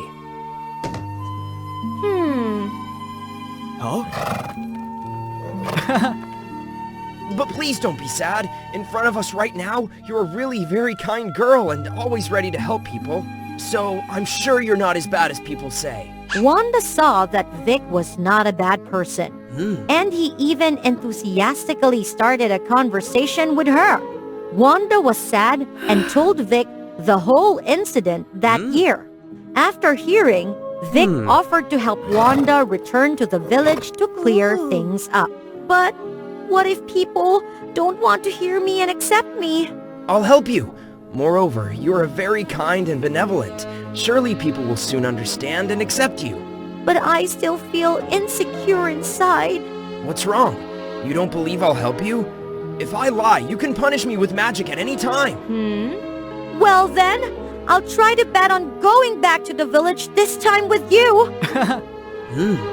When they returned and explained everything to their knight friends, Wanda and Vic decided to return to the village with them. At first, the villagers who saw Vic and the knights welcomed them with great joy, especially the village chief, Vic's father. However, when Vic told them that Wanda was a good witch and that her family had helped everyone a lot, they all denied it. Vic, you have been enchanted by her. How can a witch be kind and bring good things? But... Everyone, let's chase her away! Not believing Vic and Wanda's explanation, the village chief and the villagers began to chase her away. But an incident happened when the fire in the hand of a villager accidentally burned a nearby house. This caused the roof of that house to almost fall over a child. But thanks to Wanda's agility and magic, the child was safe. Not only that, Wanda also healed the child's wound right in front of everyone. That made the people very surprised, confused, and rethink about Wanda. Father and the people have seen that. Wanda is always ready to help people, despite being shunned by everyone. I ask everyone to give Wanda a chance to prove herself. Finally, being moved by the hearts of Vic and Wanda, the people also agreed.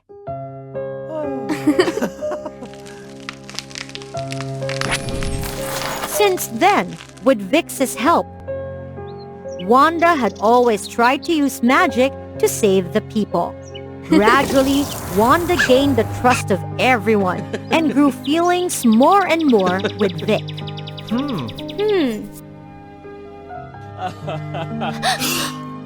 Hello, darling. I have this flower for you. Thank you very much. However, the joy didn't last long as the Demon King rose again after recovering his stone's powers with the goal this time to destroy Wanda and the villagers. Seeing the Demon King and demons coming to destroy the village, Wanda and Vic teamed up to fight them.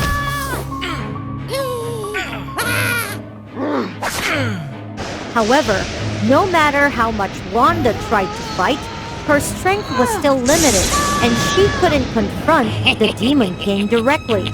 So in the end, she was defeated. In order not to want anyone to support Wanda anymore, the Demon King pushed Vic away. However, Vic realized that the stone in front of the Demon King's chest was the source of all his magic. Before letting the Demon King defeat Wanda, Vic tried to control him. You idiot! Get off me! Otherwise I will not spare your life. Even so, I won't give up and let you hurt my lover. Besides, I will personally eliminate you to save everyone. Saying that, Vic removed the stone of the Demon King's chest from his body, causing a great power to be released and detonated.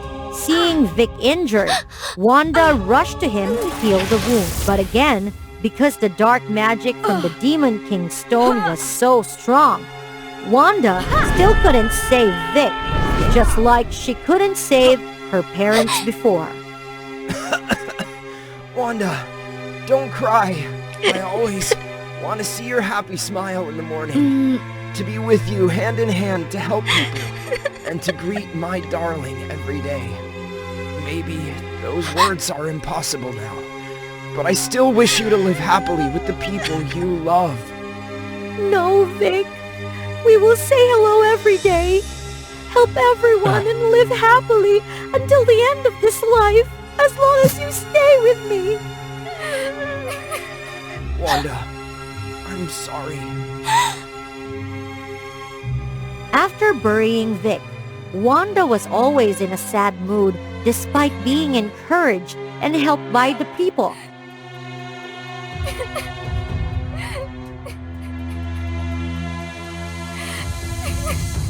And this time, when Wanda's distressed mood reached its peak, she inadvertently released a strange source of power throughout the village again.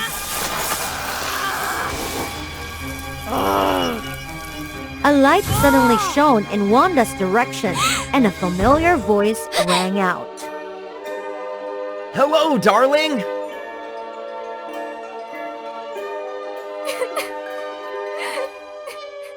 Ha